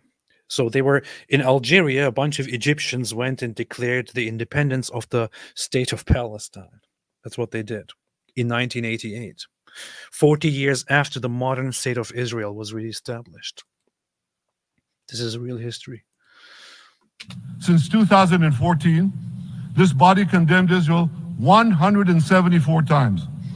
It condemned all the other countries in the world 73 times. That's more than 100 extra condemnations for the Jewish state. What hypocrisy. What a double standard. What a joke. So the UN's hostility. The UN is a joke, Bibi Netanyahu.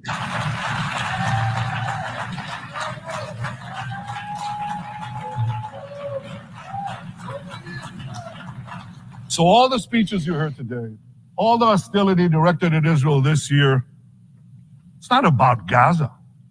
It's about Israel. It's always been about Israel. Yes. About Israel's very existence. It is totally based. And I say to you, until Israel, until the Jewish state is treated like other nations, until this anti-Semitic swamp is drained, the UN will be viewed by fair-minded people everywhere as nothing more than a contemptuous farce. Ah, thank you, man. Thank you. Hey, This is so Syrian girl, you might want to tweet. You might want to tweet, Syrian girl. Did Benjamin Netanyahu just nuke the United Nations? It just looks like it could be a tactical nuclear strike by Netanyahu. Man, finally the guy goes in and just says it, man. Thank you, man. He's roasting the United Nations. He's saying what so many of us are thinking right now. This is fantastic. The United Nations is a joke. Now, given the anti-Semitism at the UN, it should surprise no one that the prosecutor at the ICC, one of the UN's affiliated organs, is considering issuing arrest warrants against me and Israel's defense minister, the democratically elected leaders of the democratic state of Israel. The ICC prosecutors rushed to judgment. His refusal to treat Israel with its independent courts the way other democracies are treated is hard to explain by anything other than pure anti-Semitism. Yes, it is. It is. It is. That's what it is. That's what they do. Ladies and gentlemen, the real war criminals are not in Israel. They're in Iran. They're in Gaza, in Syria, in Lebanon, in Yemen. Oh, yeah, man. Those of you who stand with these war criminals, those of you who stand with evil against good, with a curse against the blessing, you should go yourselves. Those of you who do so should be ashamed of yourselves. And you can kiss my Jewish. No.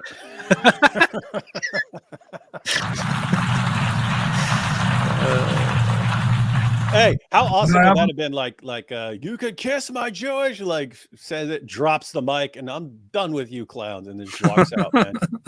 Message for you. Israel will win this battle. We'll win this battle because we don't have a choice. After generations. Sir Buggy Goyburger here. Oh, he's got us here. He's the Goyburger. The Goyburger is here, ladies and gentlemen, to correct us all and give us some brilliant information. Oh, the here we go. The Nazi here says Arabs are Semites. How can they be anti-Semites? Oh, geez, so confusing. It's words. Now, here's the thing, dear Mr. Goyburger. You might have heard this stupid phrase from somewhere. Because somebody who is about as dumb as you, or probably dumber, I don't know, said, I can't be anti-Semitic because I'm a Semite myself. or Arabs are actually Semitic people. I need to tell you one thing, and one thing only, and you will have this confirmed if you ask anyone who actually understands what these words mean. Arabs are not Semites. And I'm going to tell you another thing.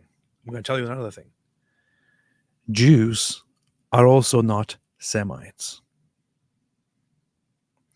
The words you're using here, Semites, are words that are out of use. They are outdated. They are a misnomer. They are obsolete. They are useless. They are dumb. They are dumb. The concept of Semites as people, or anti-Semitic, were very recently invented by people who were specifically anti-Jewish. Semitic refers to a language group. It does not refer to a race or a group of people by their blood or their blood type or their lineage, who had sex with whom and who gave birth to whom. That's not how it works. It's a language group. Semitic languages. That's what it is. Yes. Arabic-speaking people, since they speak a language that is grouped together with those other languages and are, to simplify it, called Semitic, are speaking a Semitic language. That does not mean they are Semitic. Most of them are completely unrelated biologically. They are just using a language which groups them together. That's it. The word anti-Semitic was actually used by people. It was coined and used by people who were explicitly and specifically against Jews. And it was a good thing for them to call themselves anti-Semitic. They considered this a good quality of being against those Jewish people by race. They specifically separated it as anti-Semitism to point out that their problem is not just with Jewish people as a religious group, but with Jews as a race. And they coined the term anti-Semitic. This is what they did. When people nowadays use anti-Semitism, they're basically using a term that was coined by those who deliberately wanted to hate Jews, proudly did so. For example, the Nazis themselves used the term anti-Semitic in a good way. Goebbels called himself anti-Semitic, and he was proud of it. proud of that. You can also look all of these things up very easily on the internet by simply Googling anti-Semitism and looking for the etymology of anti-Semitism. You could even Google Semite. And nowadays you can even, oh, look at this. This is interesting. You can even get an AI summary. Look what it says here. Look, this is very surprising. It says exactly what I just said. Look, this is an AI summary. It says the term Semite is an obsolete term that refers to a group of people who speak or spoke a Semitic language, such as Arabic, Hebrew, or Amharic. The term was invented in the 19th century and is no longer commonly used outside of linguistics. Here are some reasons why the term Semite is considered obsolete. There is no such thing as a Semitic people. There is no archaeological or scientific evidence of a common Semitic people. Semitic-speaking peoples only share the trait of speaking a Semitic language. This is basically what I just told you. It's basically what I just said. And you were just laughing here when I said that as a reaction. Because apparently you know better. Because you're a genius. Pseudoscientific. The term was used to give a pseudoscientific facade to Jew hatred. Some critics encourage removing the hyphen in anti-Semitism to avoid pseudoscientific notions of a Semitic race. See, this only adds more to what I just said in a very, very nice way. The term's linguistic origins have led some people who are not Jewish to claim they are Semites. Isn't this very ironic? Isn't this very ironic? Isn't this now funny? This is directly talking about you here, Mr. Idiot in the chat. The term's linguistic origins have led some people who are not Jewish to claim they are Semites. Would you look at that? This is exactly what you just did here in the chat because you are an imbecile. An absolute imbecile. That's what you are. Hey, you shouldn't be insulting Gay Burger like that. What are you laughing at? Anyway, AP, just imagine if Nick Fuentes is, he's scrolling by here and he sees you making fun of one of his gay burgers. How would that make him feel? Gay burger. Thinking about the buns on his gay burger, and here you are insulting him. You're finished already. Look at me. Look at me. You know you're done. Gay burger, I know this was very humiliating and very insulting, and I know it hurts you, but there is more to life. You can always change, just so you know. After generations in which our people were slaughtered, Let's finish this video. There's only a few minutes left, and then remorselessly butchered, and no one raised a finger in our defense. We now have a state. We now have a brave army, an army of incomparable courage, and we are defending ourselves. As the book of Samuel says in the Bible, Netzach Israel lo yishaker. The eternity of Israel. Why is he speaking Zionist? Why is he speaking Zionist language? Was he calling for death to Arabs? Will not falter.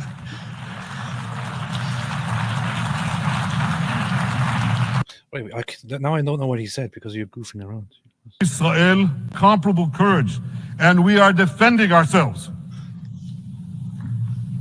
As the book of Samuel says in the Bible, Netzach Israel lo yishaker. The eternity of Israel will not falter. Ooh.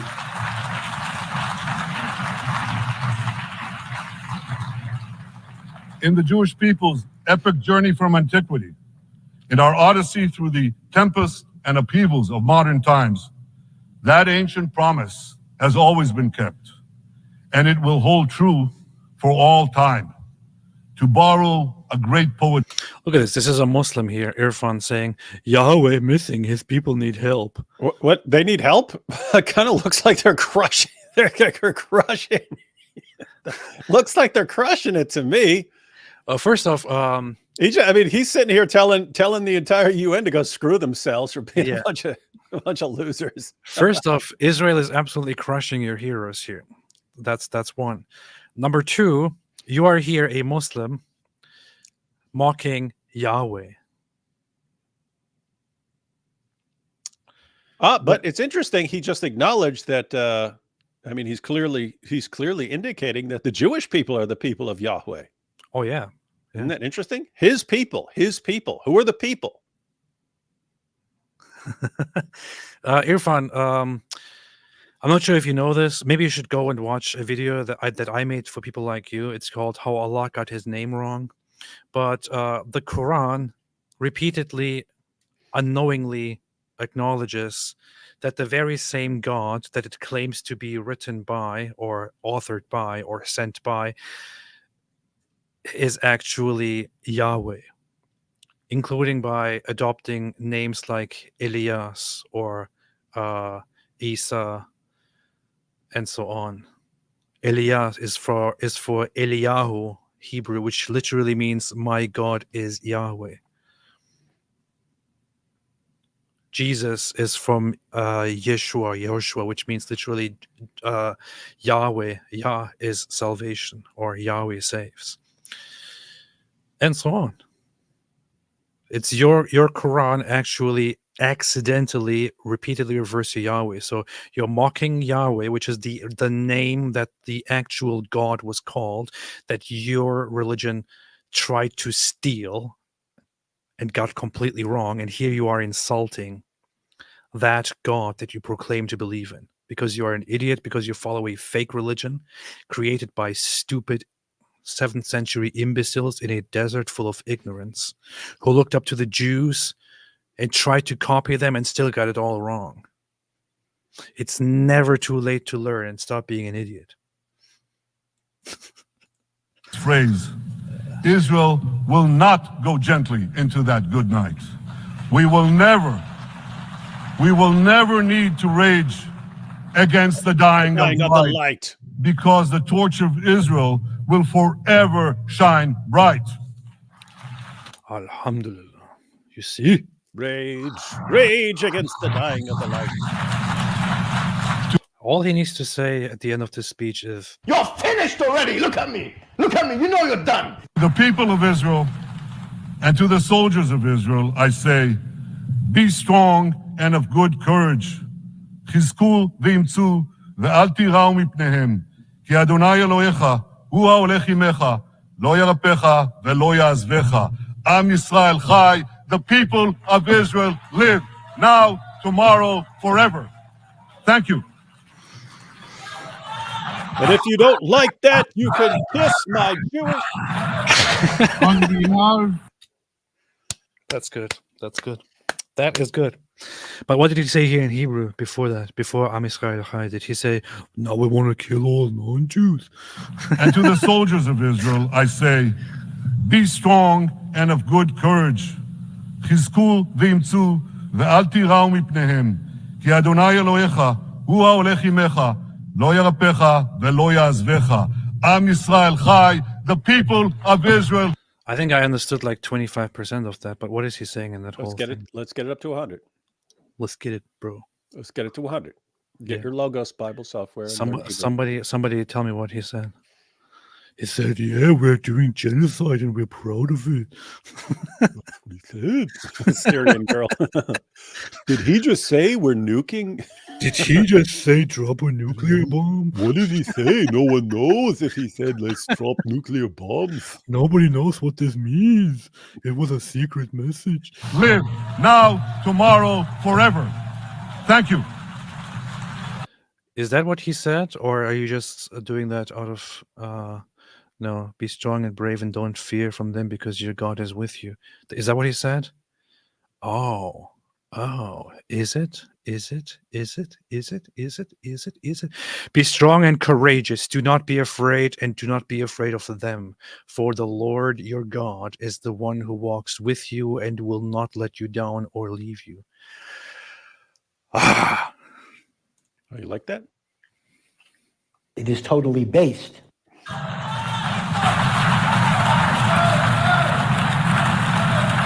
On behalf of the Assembly, I wish to thank the Prime Minister of the State of Israel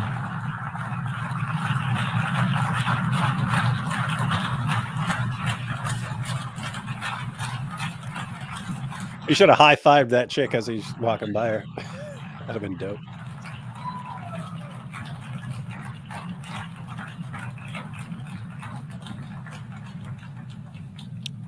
This is a powerful speech, and I'm so happy that he went all out, basically told the United Nations that they are a joke and they should go F themselves, and said, we are not making any compromises. We're going to finish Hamas, full victory. We're going to defend ourselves, not kicking us around anymore. We'll take care of ourselves. We're going to go through with this, no matter what you think, no matter what you do, no matter what you say, no matter how loudly you protest. Man, I'm happy to see this. I'm glad to see this. Yeah, seriously. Whether people agree with him on various issues or not, I mean, who gives doper speeches than this dude? This was very, very good. This was good. He literally said, go F yourselves. That speech was a literal genocide against the United Nations. It is totally based. He literally genocided the whole United Nations in the whole room. And he did this while bombing Hassan Nasrallah. Man, this is good. This is a good day. This is good. All right. This is fantastic, man. What do you think? Was this the best speech in the history of the world or the universe? No, but it's in the top 5%. It was the best speech that I've ever heard tonight. I thought you were about to say the best speech you heard, and I was going to be like, I don't know, you're pretty familiar with a bunch of speeches in German. Yeah.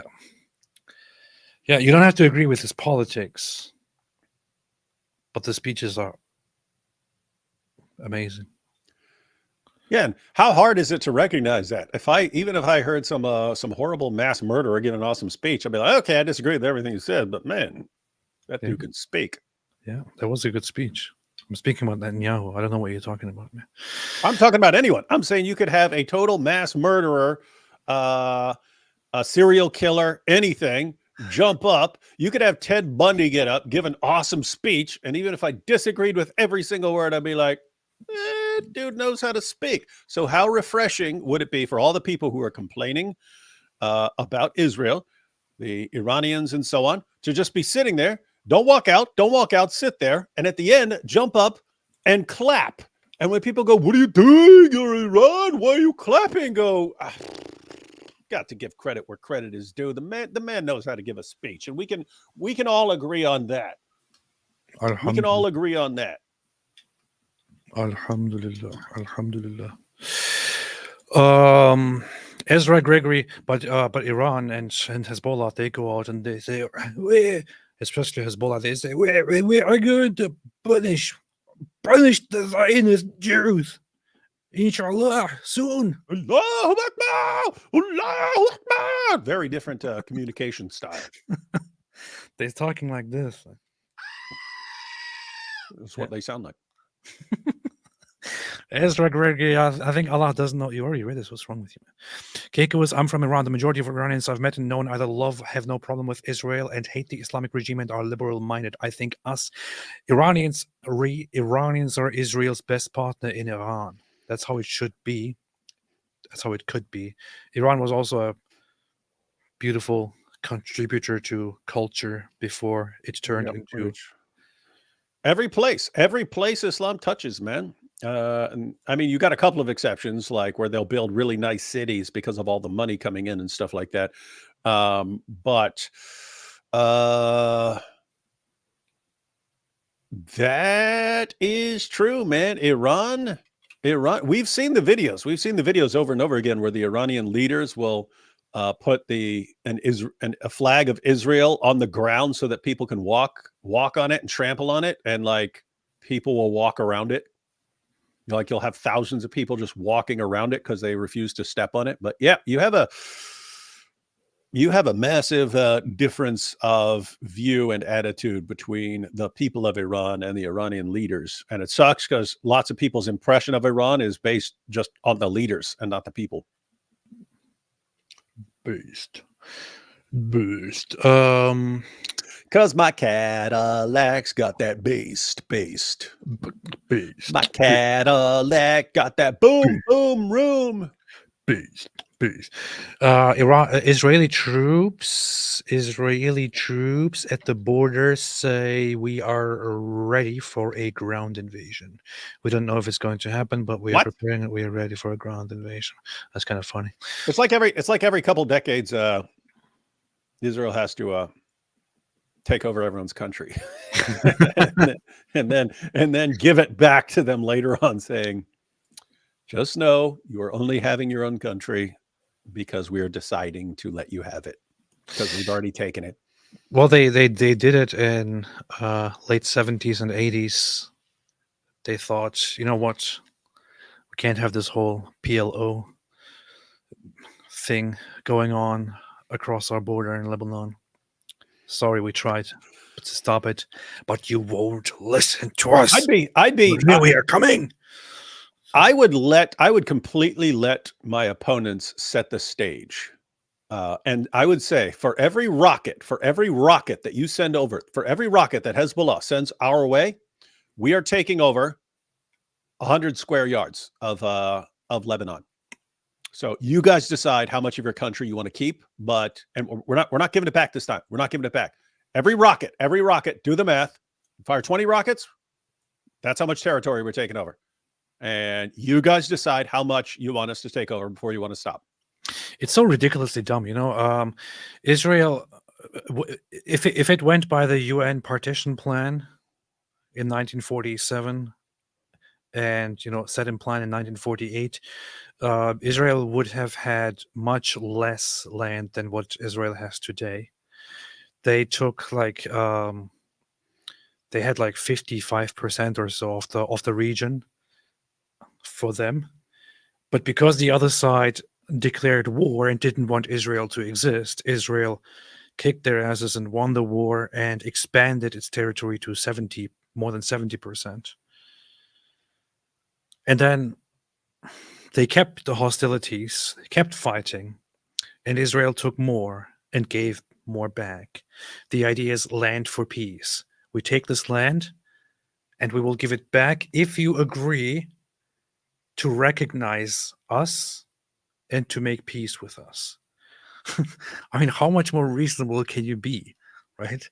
You take the land and you say, we will give you the land if you recognize us and make peace with us. Then you can have the land. That's how it worked.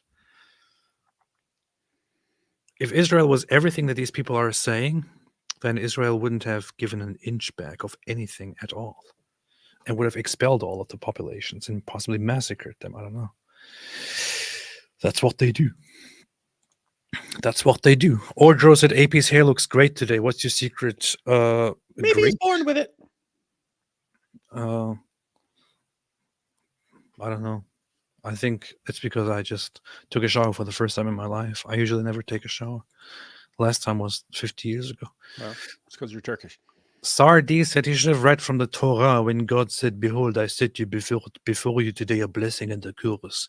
Knowing Bibi, and he's holding them up. He's holding them up. He's like, the blessing and the curse. The blessing and the curse. Take your pick. Yes. Gotop said, anyone hungry? I heard Netanyahu is cooking. Keiko says, guys, in Iran, we had 120,000 Iranian Jews before 1979 Islamic takeover, having lived there for thousands of years. Today, less than 5,000 remain. Yeah, I know. Iranian Jews are their separate group of peeps that have a long history. Debo, AP, did you see Keir Starmer ask for release of sausages? I heard he wants a two-state solution. Did you actually see that clip? What sausages? What is that? He said sausages, and he meant hostages. Are you what? Are you serious? Yeah. He said it. He said sausages, and then corrected himself. He meant hostages. Wait a minute. This is not You a can joke. search for it real quick just on Twitter. This actually happened. Yeah.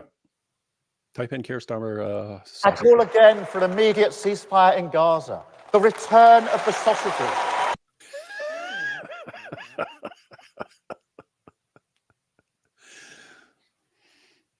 I didn't know this. I didn't. The hostages. I didn't know this. He actually said it. I call again for an immediate ceasefire in Gaza. The return of the sausages. The hostages. He corrected himself. How do you say sausages? I'm just saying, don't criticize him or he'll have you locked up, prosecuted. Was he hungry or something? I don't know. This is so dumb, man. Imagine referring to the hostages as sausages. That's probably a good reflection of how serious he takes them. Beirut is currently being bombed. Insane videos. Can't be right.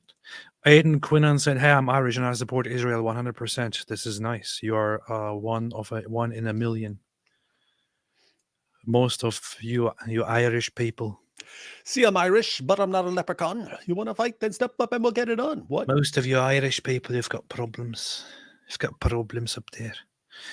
John Rambo says, "When ISIS came to power, many Muslims came in their support in Iraq behind the curtains and were silent when the murders were happening." Yeah, that's what they do. Cheryl said, "When the war is going to realize." ISIS came and said, "Top of the morning to y'all." When the world is going to realize that an ideology of two people is not oppressed, their ideology is just so backward, that the world thinks they are. Isn't it great? They got a quarter of the world's population. That's bloody damn right. I know we can't kill Israel, so we're victims. We're prepared for perpetual victims. You know, it's funny when I try to do one of those accents, the Irish or the Scottish. I don't know which one I'm doing. It's like I confuse both of them. I don't know which one I'm doing. If I'm even doing it half correctly. Dude, it's easy. If you want to sound Irish, you do the Lucky Charms leprechaun, and if you want to sound Scottish, you go with Mel Gibson from Braveheart, who had the perfect Scottish accent. That was very helpful. Thank you. Yeah. Karen Nair says Hugsb just refused to debate Mossab Hassan Youssef on Piers. Yeah, that's what they do. He rejects the debate challenge after he agrees to it. That's what he does. He's a hey, little known fact. Nabil lived in Scotland for a time when he was a kid. He did? Yeah, he lived in Scotland for a little while before I knew him. But when I first went over his house, he had a sign on his door that said, "If it's not Scottish, it's crap." So he was influenced by his time in Scotland. Yeah, that's funny. Do back and forth of Irish and Welsh. I don't even know what Welsh sounds like. Welsh accent sounds like. Yeah, I do. My doctoral advisor, Brian Davis at Fordham, was Welsh. So it is different. It is different. I don't think I could imitate it if I tried. It's kind of funny that these populations are populations that still have their own language that is quite alive. Dude, so we lived in North Bronx for all those years, and you could go across a bridge, and then you're almost in Yonkers, and there's an Irish neighborhood over there, and they've lived there their entire lives, but it's so densely populated with Irish that they still speak with an Irish accent over there. And so you walk across there to go to a diner for breakfast, and they're like, hi, what do you have there? And he's like, what the heck? What the heck? Let's see. I want to quickly hear what. Now today we had a big contrast. It's a very sing-song sort of sounding accent. The reason for this, the accent I'm talking about is the South Wales accent. Ben, you notice that huge... What are you doing? John, what are you doing? You notice that huge glide, the new one. I don't want videos of somebody explaining to me the accent. I want one where he just talks in the freaking accent, man. Anyway, there we are with the sausages again. Hey, have you ever seen this video? This is what comes up there. Now, today we had a big contrast in temperature across the UK, just 12 degrees over coastal parts of eastern England with cloudy skies, but in the sunshine in northwest Wales at RAF Mona, just up the road from Llanfair Pwllgwyn, Gellgorgeric Windrobwll, Llantysilio Gogogoch, the temperature got to 21 Celsius, that's 70 in Fahrenheit. So what was that place called? That dude just made me think, I hope Islam conquers that entire state, just so I never hear that again. I would rather hear Arabic than whatever that just was.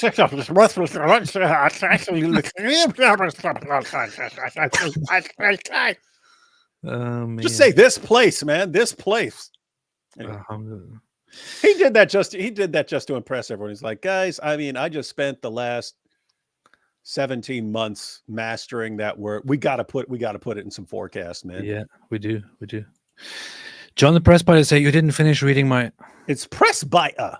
Nate says Christians and Muslims have the best memes. That's true. Nate said, how y'all feel about Israel supplying Azerbaijan? I know that lots of Israelis themselves thought it was a terrible move. And it is. If you're supplying weapons and you know those weapons are being used to kill people who shouldn't be killed, messed up move. Stop doing it. This is one of those instances where Israel has had an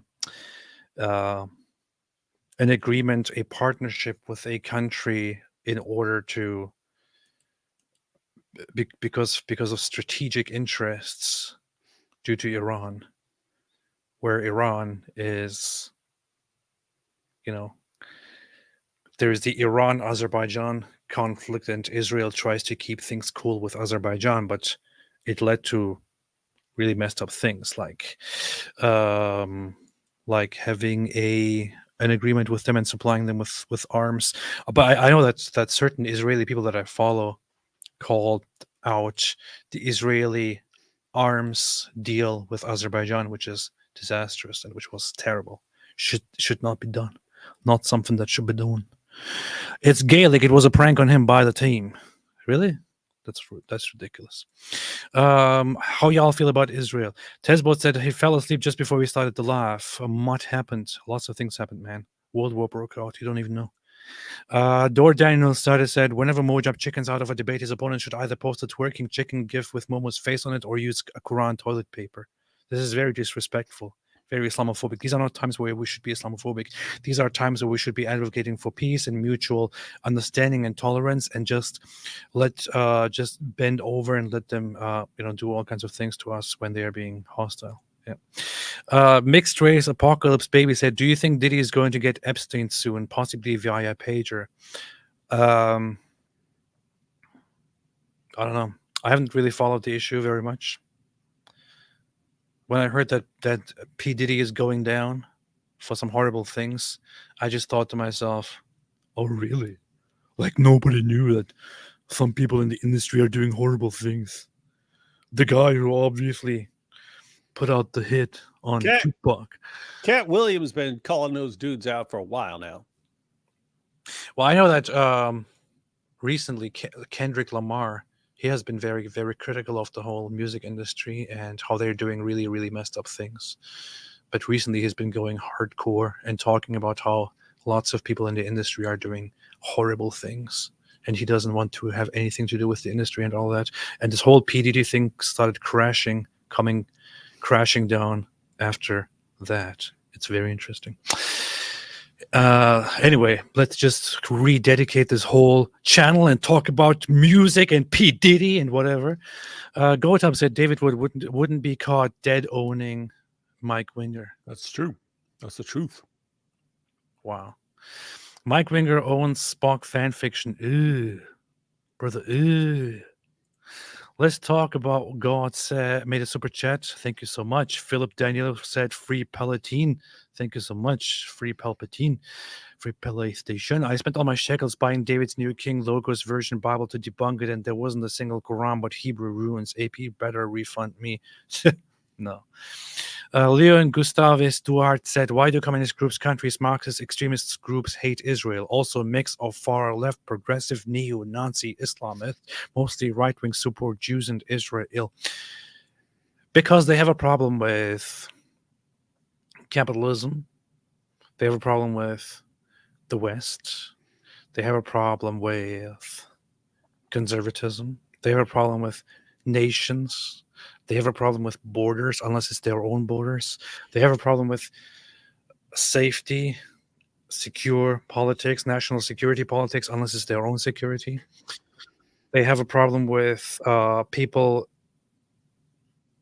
caring about their self-preservation, unless it's their own self-preservation, because they're basically Nazis just on the other side of the spectrum, which you could also easily see during the Second World War, where the communist Soviet Union happily worked together with the Nazis until the Nazis betrayed them, which is when they switched sides.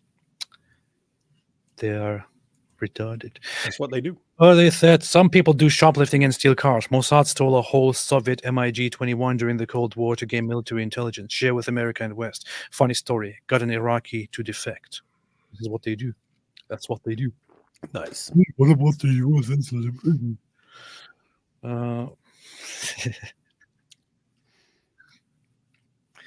Honestly, the dumbest people in this whole conversation about the whole conflict, including Israel, are the neo-Nazis. Like, I understand the communists. I understand the socialists. I understand the Muslims. But when the gropers and neo-Nazis and Hitler fans come into the conversation, they start saying the dumbest things. The dumbest things, like, what about when Israel 50 years ago fired on that one U.S. ship? Yeah, no. Isn't that funny? $50-60 million in reparations. You see, it's what the Jews do. Man. Nothing new under the muddy spring. Alhamdulillah. That's what the Quran says. Guys, what was your favorite vid of my channel? Definitely not the one where you talk about veganism. I hate That's every video. every video about That's him is every veganism. Tarun video. I don't want to watch Tarun videos about veganism. What is it, man? Yeah, every video is like 7 shocking facts about how great veganism is and so on. Veganism and its benefits. Yeah. they rejected veganism until I said this. Catherine says, update from Israel Reuters from source close to Hezbollah. Contact with the organization's chain of command has been lost. Really?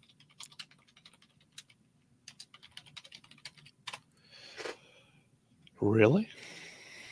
Israeli airstrike, Hezbollah command center hit. Updates, latest developments. No confirmation of fate of Hezbollah leader Nasrallah, said Reuters. According to the latest updates, let's see. Latest bout, fighting will spread. Mixed signals, according to Reuters sources. This is interesting. This is interesting stuff. You would think maybe Hezbollah is just dragging it out and not telling people what happened to Nasrallah. But the thing is, if your leader is dead, that is a huge reason to panic and be demoralized. Mm-hmm. And they wouldn't want to give their whole group the impression that their leader has just been killed by Israel. Unless they're being awesome, in which case I'd like hide them for like a month and then all of a sudden, ha ha, here I am, suckers, thought I was dead.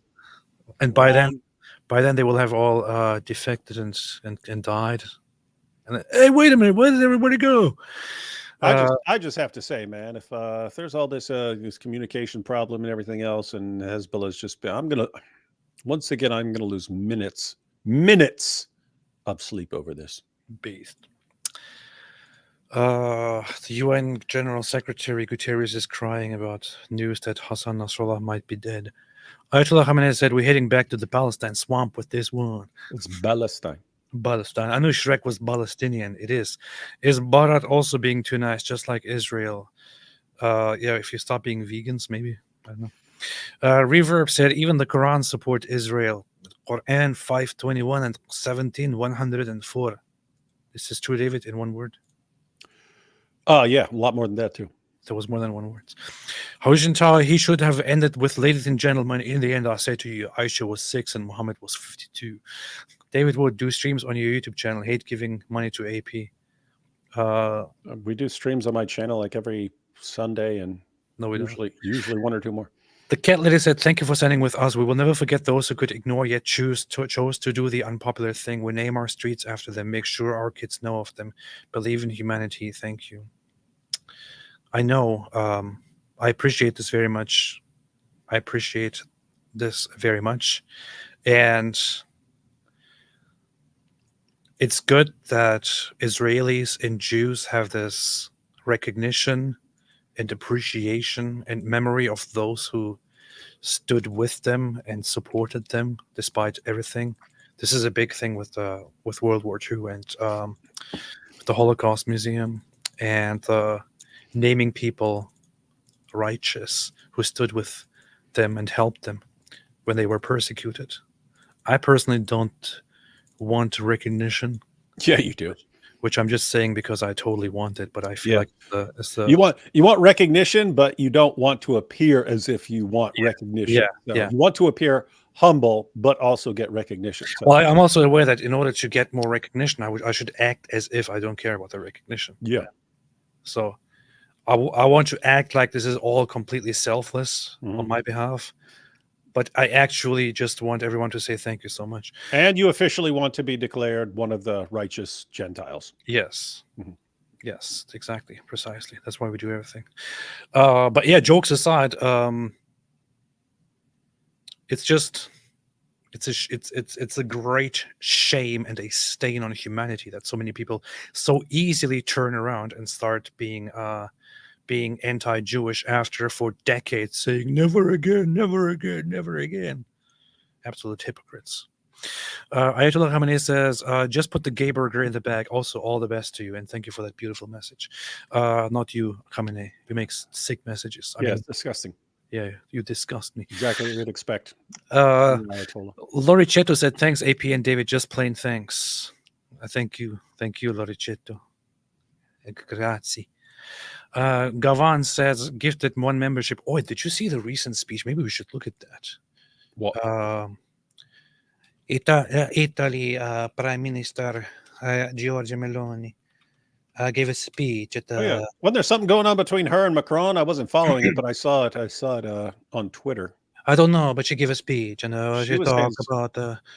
she talks about protecting our borders and being proud of who you are. And well, she's been saying that for years, though. She never actually done anything. Yes, but even if she actually doing something now. But even if she don't do anything, at least she was standing up there and said we should not be ashamed of who we are, and it is good to be proud and all that. Yeah, a pizza. Margarita pizza. Govan gifted membership. Thank you so much, Govan. Govan gifted another membership. Thank you so much, Govan. Michael Feldman said, AP, we don't need to be Islamophobic. We do not need to give these Ben al-Kalb the honor of our fear. We need anger, not fear. Do we look scared? I'm terrified. We look scared to you? You look scared to anyone? I'm scared. By the way, if no one has seen his new and revised name, his initials are PP. Not AP. It's PP. That's true. You see it right here on the screen. See? Prostate Prophet. Prostate Prophet. PP. Big PP. Pearly said, Adamson Ridvanabi. Thank you so much. Appreciate it. That says you're a man in Turkish. Junkman says, AP, this has been a riot. God bless you. Thank you for everything you do. Thank you so much. I appreciate it. And back to you. NES Ivan gave us 15 shekels, which is the only reason I appreciate this. Otherwise, I would not read it if it wasn't shekels. Deuteronomy 31:6 said is what Bibi said at the end in Hebrew. Oh, okay, that's a good reference. 31:6. That's a pretty famous reference, man.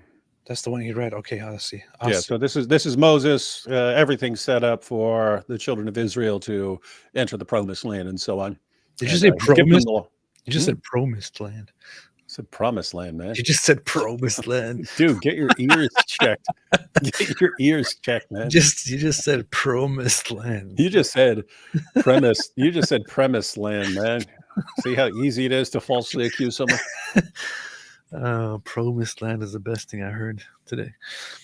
Deuteronomy 31:6, and be strong and courageous, do not be afraid or terrified because of them, for the Lord your God goes with you. He will never leave you nor forsake you. This is based. It is totally based. Thank you. 655 made a super sticker of 655. Thank you so much. I appreciate it very, very much. Everybody get along said in Russian, Nasrallah means shed herself. It is fitting. I want that verified first before I sell that. Lead pencil. You can ask Black Angel. Black Angel, please verify. Eda Michaela says, search Yallah Ya Nasrallah song. There's one with English subtitles. I think you will be entertained. I saw that. I saw people celebrating and singing Yallah Nasrallah. I won't play it though. Sheikh Mark Wingling, how dare you disrespect Lunfab for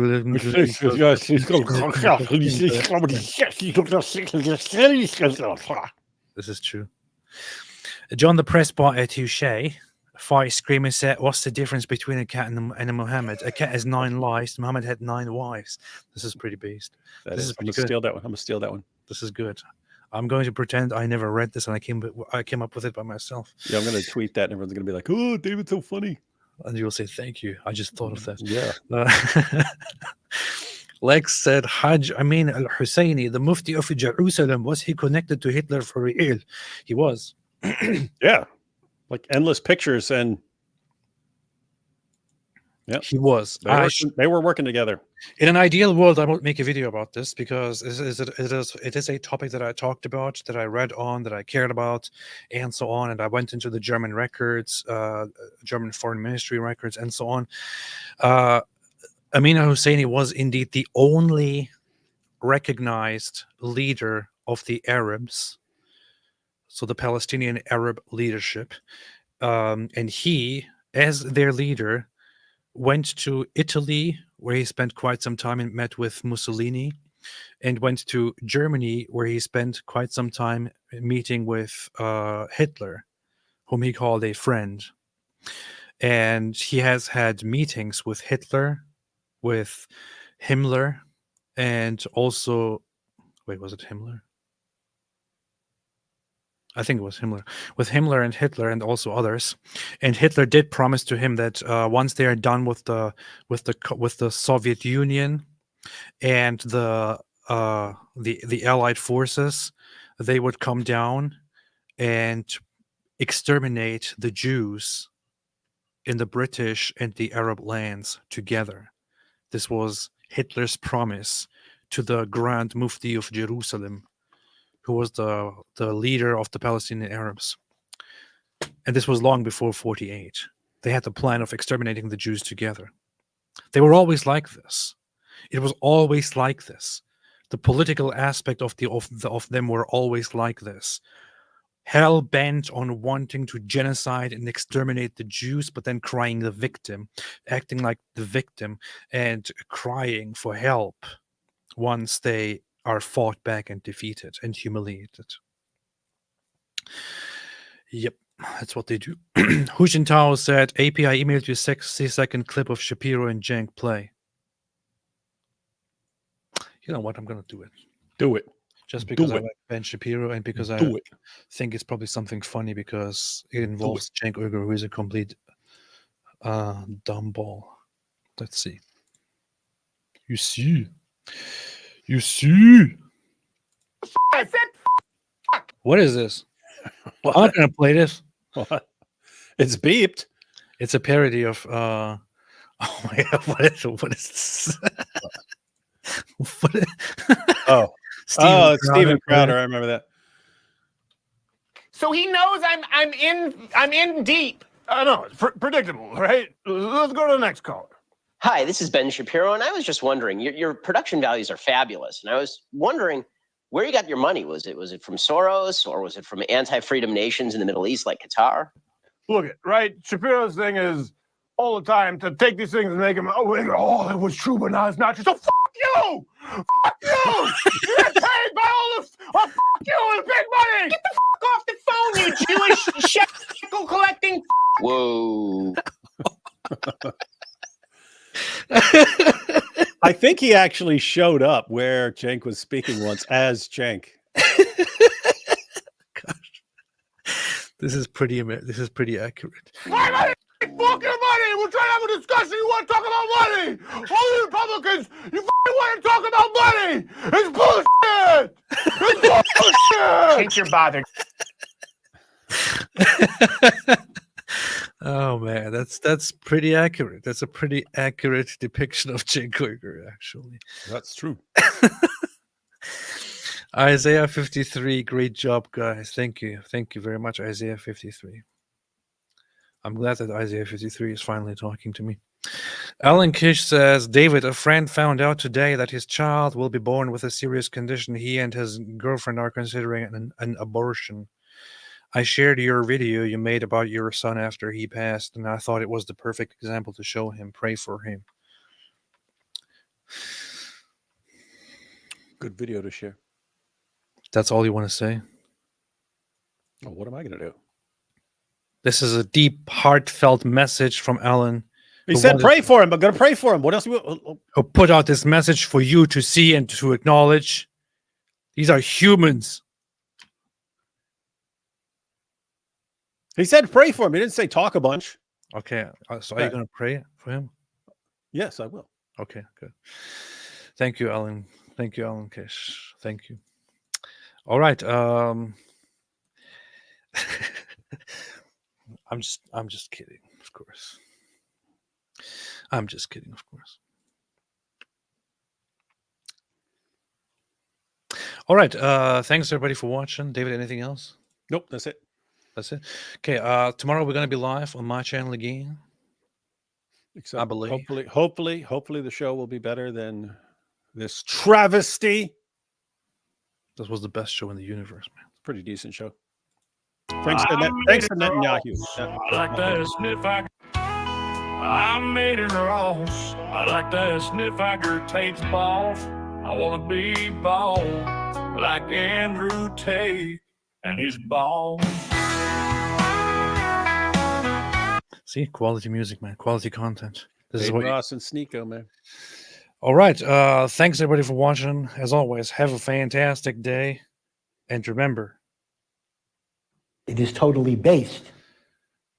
And also, stay away from Islam.